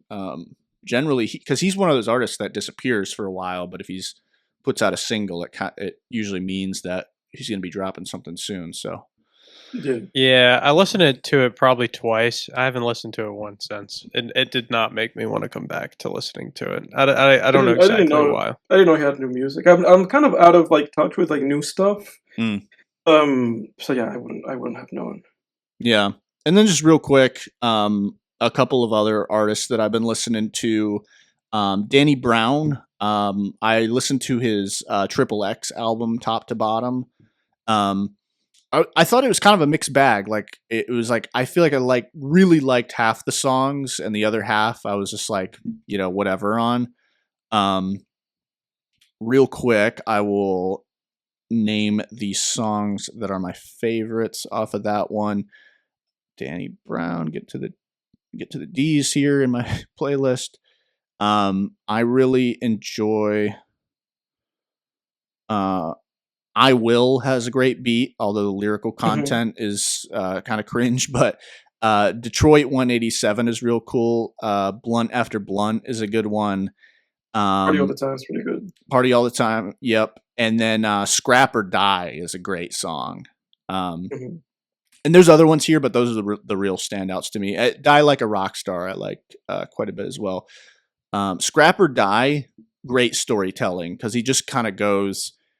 He just tells this whole story about his like burglary days, like when him and some other people would just burglarize places just so they could get some quick cash. Really great like rap storytelling on that one. And then another trap artist that I've been checking out a little bit is Boosie Badazz, which he's been in the game for like a long Yeah, ass for a long time. time. He's just like, Yeah. yeah, he's prolific too. He's just one of those guys that like he never had like a mega hit, so he just needed to keep grinding out the mixtapes and building a fan base slowly. And he really did it. Like Atlanta based rapper. And my favorite song by him has to be "All I Know." Go listen to that song, "All I Know" by Boosie Badazz. It's phenomenal. It's a great song. I'll listen to it because I don't know much of Boosie. I've heard of Boosie forever, but I don't know any of his songs for the most part. Yeah, You and me same. both. Yeah, same here. There was like he has another song. I think it's called "Juice" that I've had on my playlist forever, and it came on, and then I was like, let me check out what else he has. I think all of us are do this, but I'm always just kind of like just exploring, man, just seeing what's out there, what's underrated. Yeah. What can I find that's underrated that people need to know about on the Film Tangents podcast, Yeah. Very nice, dude. Very nice. But yeah, that's it for me. Well, boys, let's get into the movie of the week. The movie for this week, for those who never read the title of the episode and got this far, is Challengers from 2024, directed by Luca Guadagnino and written by Justin Pritzkes. I hope I'm saying his last name right. Boys, what do you think about the tennis Luca Guadagnino movie? Yeah, I'll go first. Particularly because I don't, I have very limited tennis knowledge, so I'll get my. Even though I don't know how much tennis is gonna play into this for you guys, but I know I might have spoiled it on Letterboxd. I don't know if you saw my review, Edward, but I did saw your review, so I already know how you feel about the movie. Yeah, dude, this movie was incredible. My Letterboxd review was, if every movie was this good, I would watch 2 movies a day. Like it was this movie was fucking fantastic. I haven't been on the edge of my seat for a movie like this. Yeah. Since Dune. Yeah, right. Like let me put it this way: it's like one or 2 times, maybe 3 if I'm lucky, per year that like I'm this on the edge of my seat during a film. Yeah, I thought this was a 10 out of 10, like top to bottom, man. Very few negatives, but I remember the first like 10 minutes, I was sort of like, I don't know if I'm going to like this, because it had kind of that like art house thing going where it's like long static shots and nobody's talking and you're just looking at characters blinking, and not really doing anything. And I was like, oh fuck, is this going to be one of those lazy ass art house type movies? Which, by the way, I don't hate art house films, but there's a lot. This is one of the pitfalls of bad art house films, is that they think that like you can have like a 60-second shot of a fucking tree or like a person blinking, and it's like, no, you're being lazy. Okay, you're not being like cool here. You're not being artsy. But I thought it was going to be one of those just tight, like lazy movies with like, just people blinking and like a bunch of grunting dialogue, just saying, and I was like, oh fuck. But then they established this immediately fascinating dynamic between this tennis player, and his wife / coach. Which I'm like, that's an interesting relationship, you know? And then I immediately realize, and it was brilliant. They do it all visually. You could tell in this scene, like, he wants to sleep with his wife. He wants to have sex with her. You know, he's rubbing her leg. He's like, you know, you could tell he's feeling his oats, you know? And she's just talking about tennis. You know, it's like she doesn't even notice, you know? And I was like, this is so interesting, man. And I immediately thought, this whole movie I was thinking of, and the ending really hit the nail on the head for me. I was like, this is like Whiplash, you know? It was a lot like Whiplash, you know, with Zendaya's character being very similar to Fletcher, you know, but like Fletcher didn't hold sex over Neiman's head. You know, that would have been funny. Yeah. Neiman? But it was fascinating, man. And then they established through these flashbacks this love triangle, which I guess to back up a little bit, when they introduce, I'm going to need the characters' names here, actually, because this is going to get too confusing. It was Art, Patrick, and then Zendaya. Yeah. Art is the one that's married to her. Yeah, and then Patrick's the bum guy. So, yeah, the introduction of Patrick was very interesting, because immediately I'm like, you know, and I mentioned this earlier in the podcast, like, I'm grinding really hard to try to become a published author. So immediately when I see someone like grinding and suffering for their dream, I'm like, man, this is cool. You know, and you got this tennis player. He's can't get a hotel room. He's sleeping in his car. He needs to eat the administrative assistant's bagel, you know, and yeah, I'm like, this is really interesting. And then the fact that he knows art, and you're like, what's going on here? And then they start doing this, you know, flashback narrative. And I'm a sucker for love triangles. Like, I've always found love triangles just very interesting and juicy, and really great drama if done right. And man, I thought they did it well in this movie. There were just a ton of like interesting themes. A very primal theme that I saw was like, it's kind of an interesting metaphor for like animal like mate selection in a way, you know, like she's watching them like compete in tennis, and then she's like, the winner gets my number, you know, and it's like a doe watching two bucks rut, you know, and then the winner breeds, you know. It felt very primal, you know.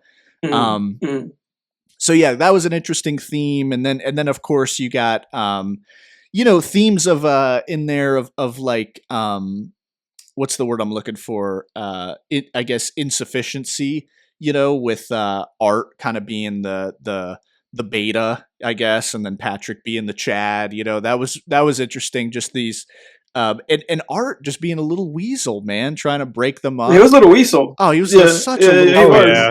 Just a he's playing the long game. Oh yeah, a little fucking nerd, like just yeah, he was playing the long game, dude. To both of them, he tells both of them, "I don't think the other one's in love with you." He's playing you piece of shit. He succeeds, you know. Yeah, but yeah, I thought like all the dialogue was solid. All the scenes built up like solid tension, either through the dialogue or visually. You know, where you immediately get this sense that like Patrick is kind of the more confident, almost like alpha guy here. And, you know, I also sensed themes in here of polyamory too, particularly in the first half. 100%. Yeah, of just like, how would this work, you know? And is it really like, if you have three, right, is it always going to end up being just two, you know? Is that the fate of every kind of polyamorous relationship or every polyamorous situation? Like, is it always going to end with two? You know, is it almost like the Sith in Star Wars? Like, is there a rule of two? You know, I thought that was super interesting. And the plot was amazing. I was on the edge of my seat just waiting to see what happened. What's the context here? Because the brilliance of all the flashbacks was like, it keeps building up. Yeah, they answer something and then cement a new question. yeah, it gives you a new question and then you need more information. You keep needing the flashbacks. The flashbacks aren't filler or like unnecessary information. They're vital because every scene, it's like you just said, every scene in the present raises a new question. You're like, Atlanta? What happened in Atlanta? You know, it's like, it's incredible. It was amazing. It was interesting too that he knew about the Atlanta thing, you know, because like Patrick thought that he just like was holding something. Patrick thought that he was like holding that he had some information that Art didn't have access to, but it was interesting that then they showed us that Art basically knew. He was like he saw them together, then he saw them disappear. You know, so he knew. He just kind of kept that to himself. Yeah, you know, exactly. Which I found interesting. Yeah, exactly. Well, and at that point too, he was still kind of in the friend zone because that was before they had kissed, right? No, that was after the fact. That was after he had already proposed to her. She had, they were had the ring on. engaged. Oh, okay. Yeah, he was engaged to her. Okay. You know, at that point, he just kind of let her go. I found him the most fascinating character out of the three. I found him and Patrick actually the most fascinating character because I think Zendaya's character was a little bit more straightforward. I found the two of them actually like really interesting. Yeah. Guadagnino said online that initially this was just a movie. Initially, this movie was kind of very straightforward because it was just basically just these two characters competing for the affection of this woman, and that kind of, you know, breaks them apart, you know.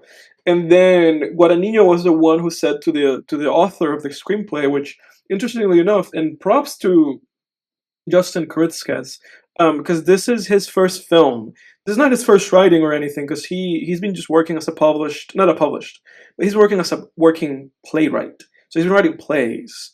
And this is his first film, which interestingly enough, he was inspired to write this film after he watched the 2018 final of Serena Williams versus Naomi Osaka, which I also watched that final.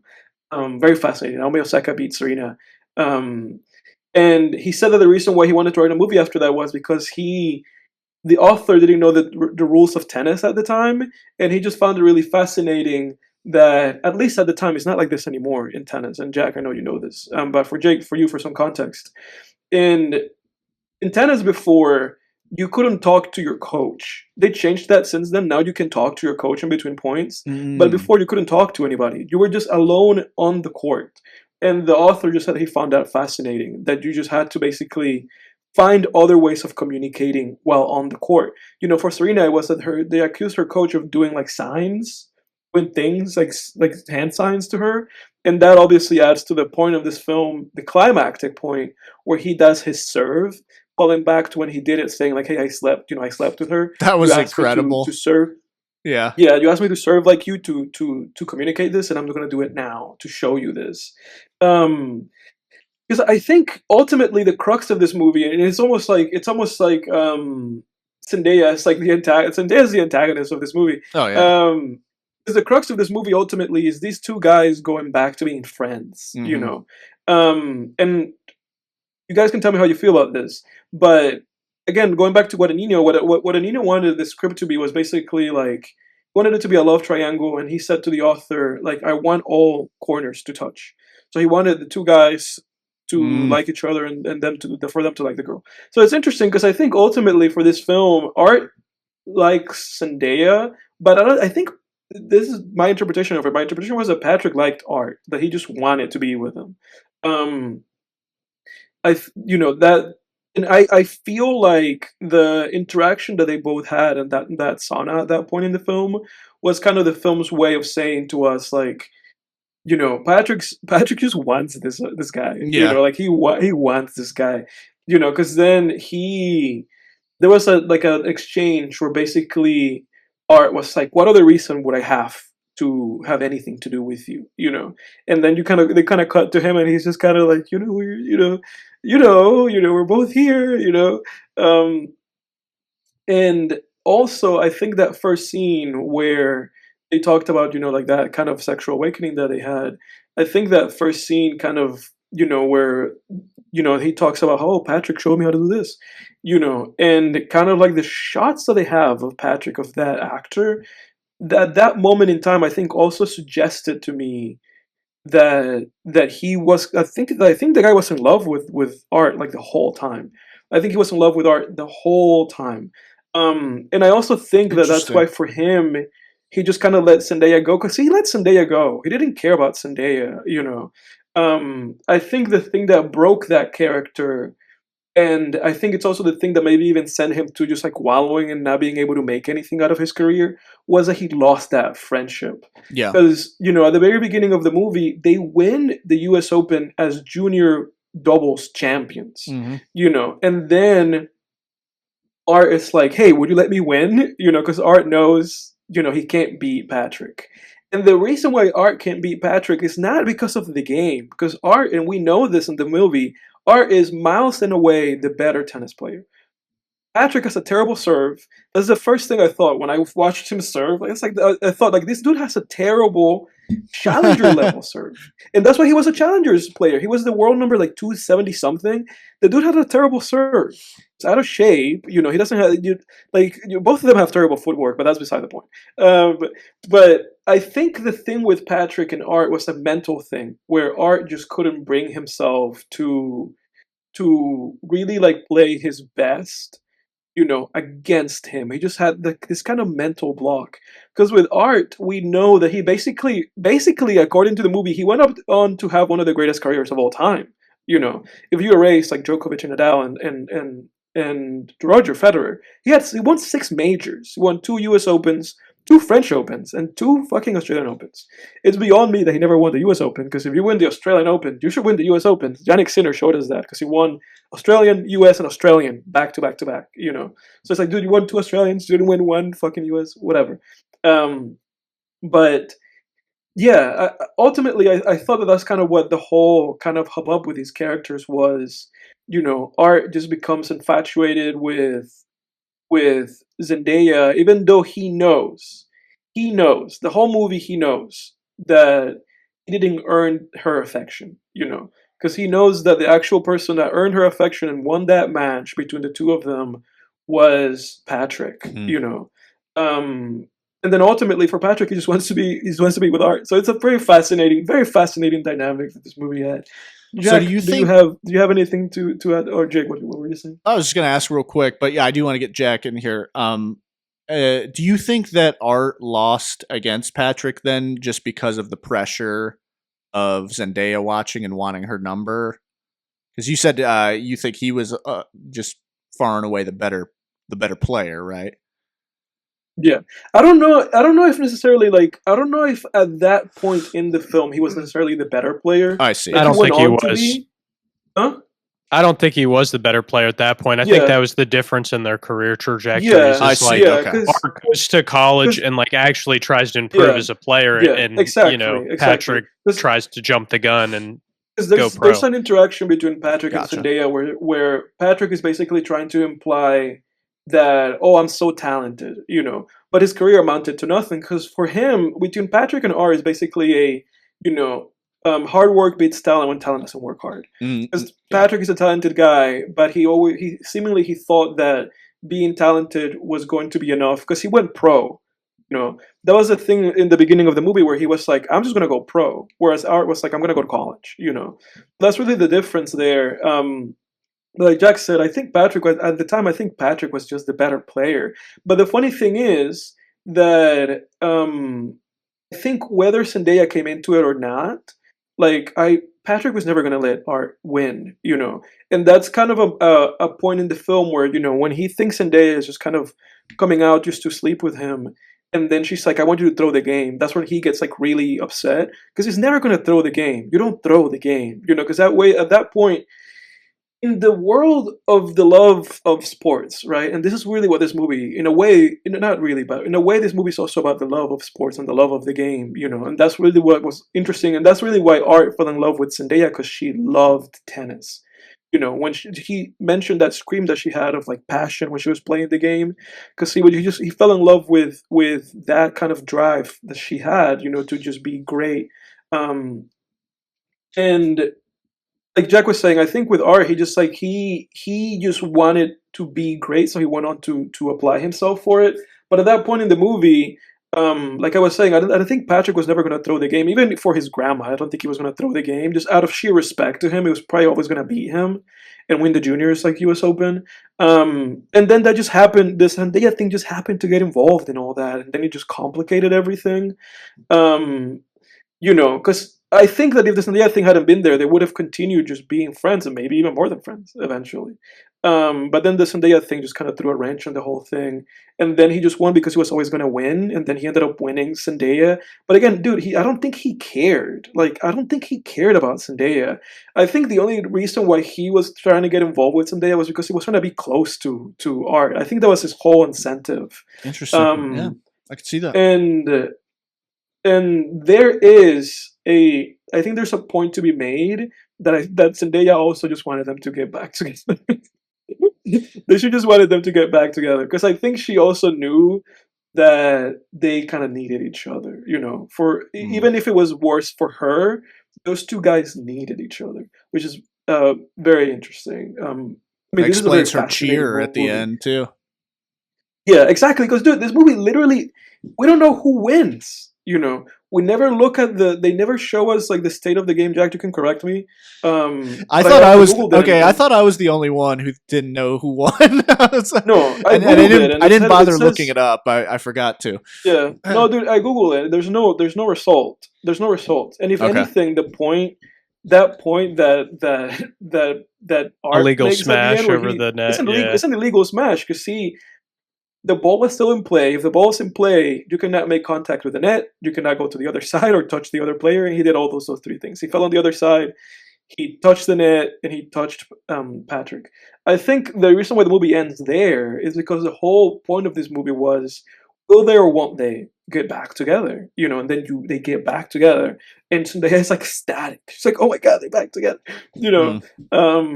Which I'm a sucker for this kind of movies. This movie is very reminiscent to, in a weird way, The Master, which is my favorite, live action film of all time. Jake knows this. And also in a weird way to Alfonso Cuarón's Y Tu Mamá También. I don't know if you guys have seen that movie, but this movie borrows a lot from Y Tu Mamá También because it has that kind of love triangle, with two dudes and their relationship. But yeah. Jack, what do you got? So I mean, I had some problems with this film. I don't know. I walked away from it. Just I don't know. Something about it just didn't. And I wanted to say this to you because I wanted to hear you probably say this. What do you make of that point penalty? And I know you probably have the answer for it. The point penalty for cussing, or for which part?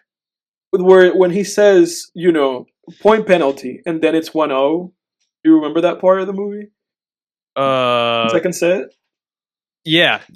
No, I think that's like I forget. I'm trying to remember. The referee it happened a couple times. There were some point penalties. Yeah, but there was a point penalty there, but it was a game penalty. Like, it was a game penalty. The referee said point penalty, and they gave Art a game in the second set. And I was like, yeah. I don't think they can award a whole game.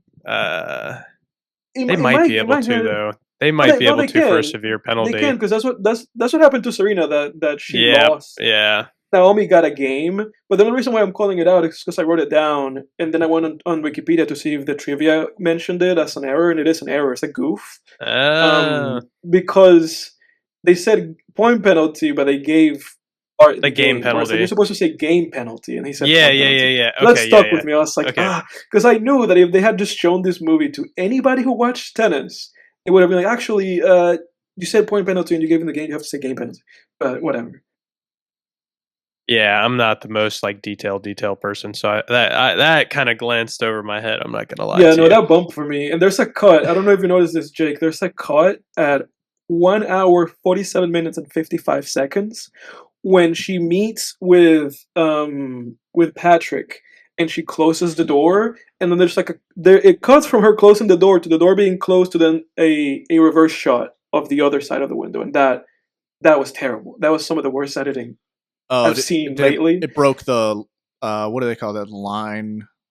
What is that No, it's called? not that it broke the line. It does not that it broke the line. It's just that it was like such a bumpy edit. Or it was just like, why not just edit from the door close into the other shot? They edited it from the door close into the door being close to the other shot, and that was just like, why do that? Why do that? That's the director in the group here. No, Oh, I didn't notice me, that. man.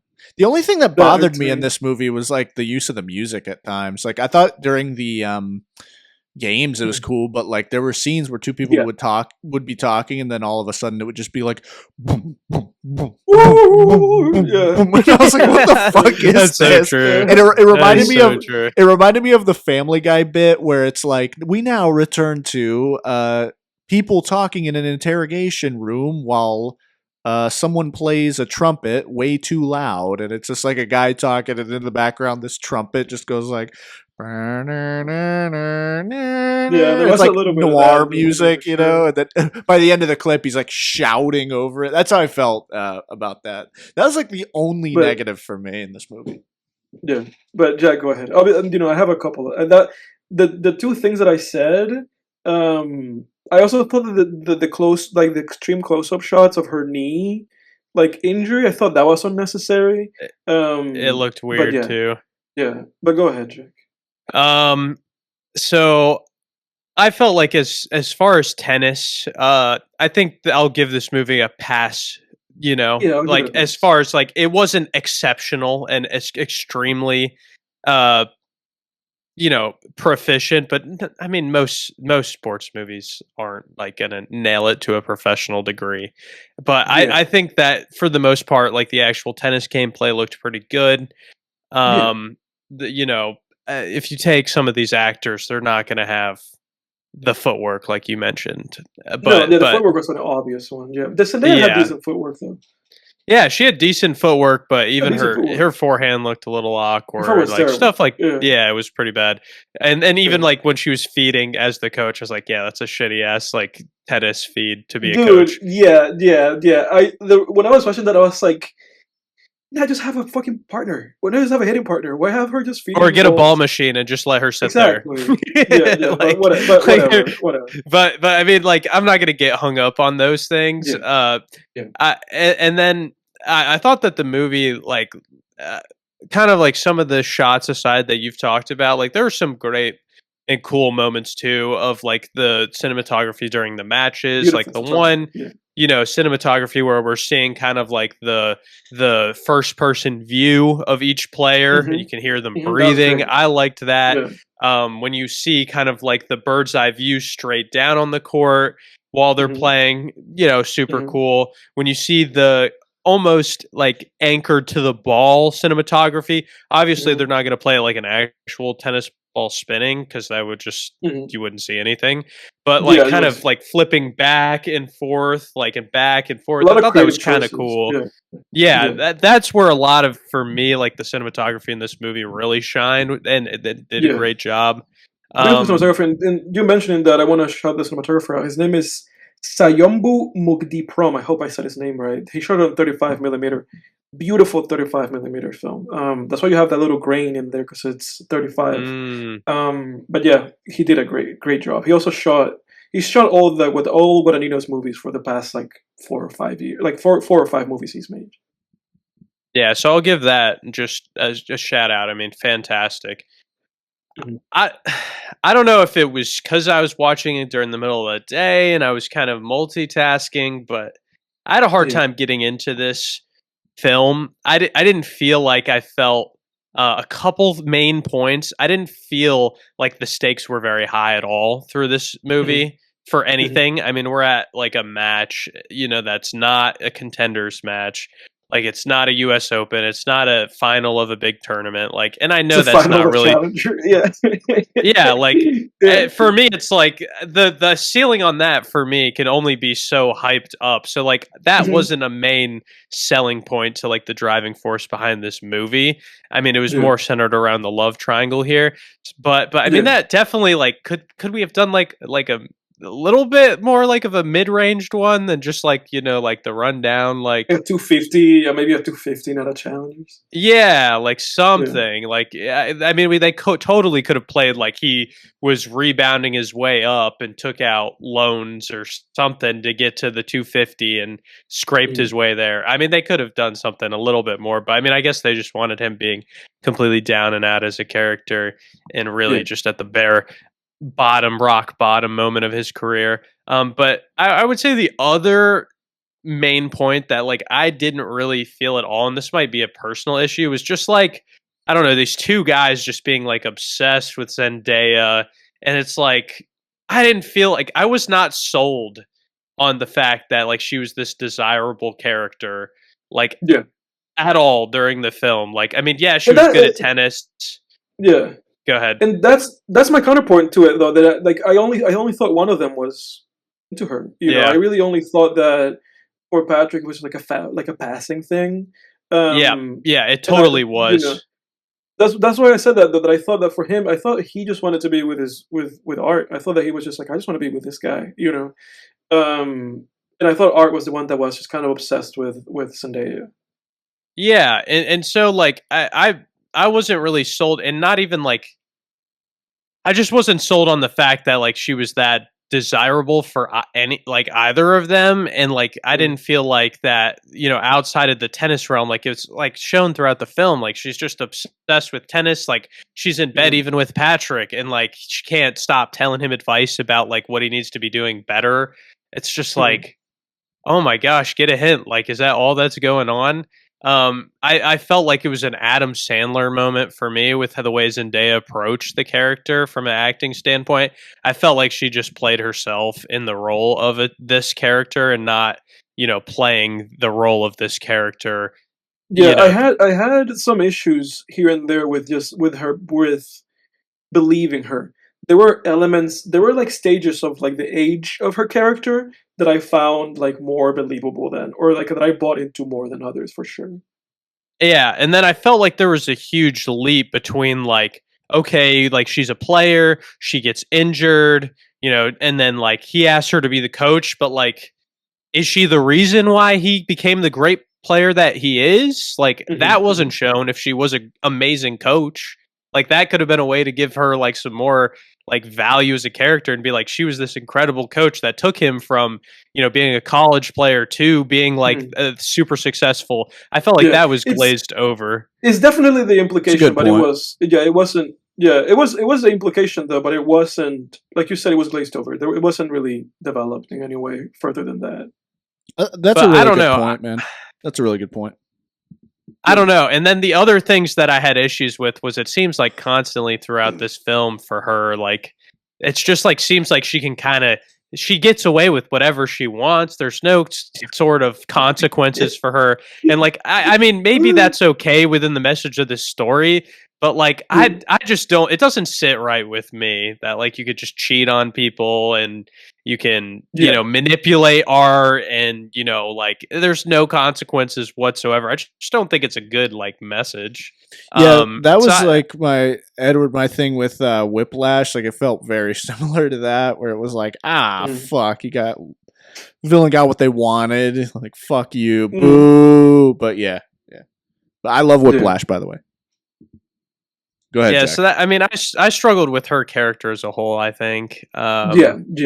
And just like, I felt like it was a really critical role to this film for her to fill the shoes of this character. Yeah, and she produced this movie too. She produced this movie.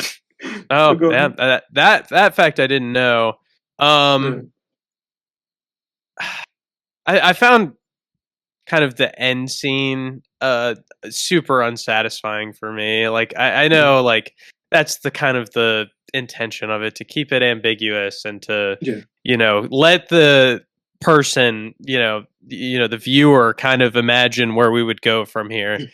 But like it didn't feel like a climax to me. Like and yes, the moment where he does the racket thing and is like, "Oh, I slept with your wife." Like like that was a great moment, but then from there on, it's like I was just like, I don't really even feel like I care about the result of this match.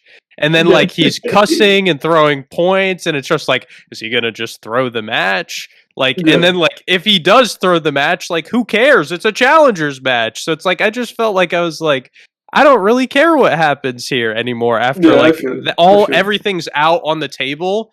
Like I was just like I felt like there was nothing left to be had.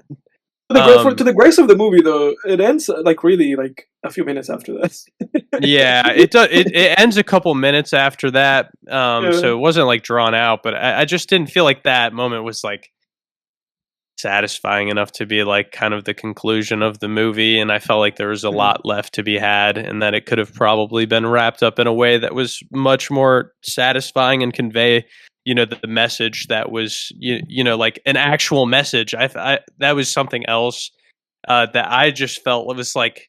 Yes, it could be interpreted. Yes, it can be implied, but I didn't feel like the message of this movie was evidently clear, which is a stylistic choice, maybe, but something where I was just like, again, I don't know. I told Jake like if I had to, you know, talk about this movie and bring it down to one word and describe it, it would be like inconsequential for me. I didn't feel like.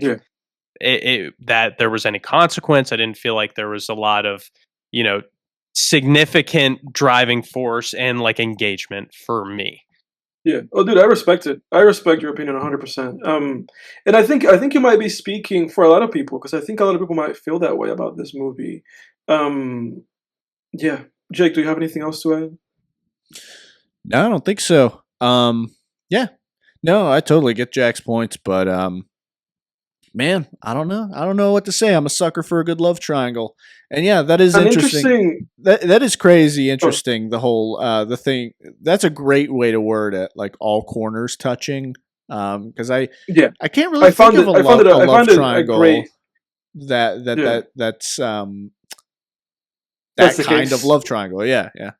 Go ahead. Yeah, of course it would be in a Luca Guadagnino movie.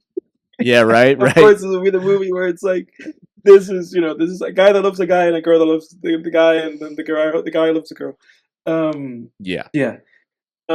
But yeah, when I read the way that he phrased it, I was like, oh, that's pretty cool. Yeah. He phrased it in a very kind of like clear way that gives a kind of powerful image in your head. Okay, an interesting piece of trivia. This is like the only, I think, interesting piece of trivia for this movie. And it is that I don't know what the exact number is, most of the tennis balls in this movie are CGI.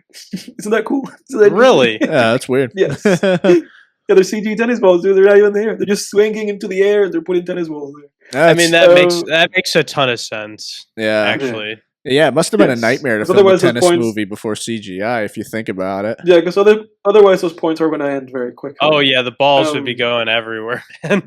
Yeah, but guys, I know Jake's rating, but let's all bring it in. Jake, give us your rating. Yeah, it's going to be a 10 for me, and I don't give those out 10 lightly. for Jake.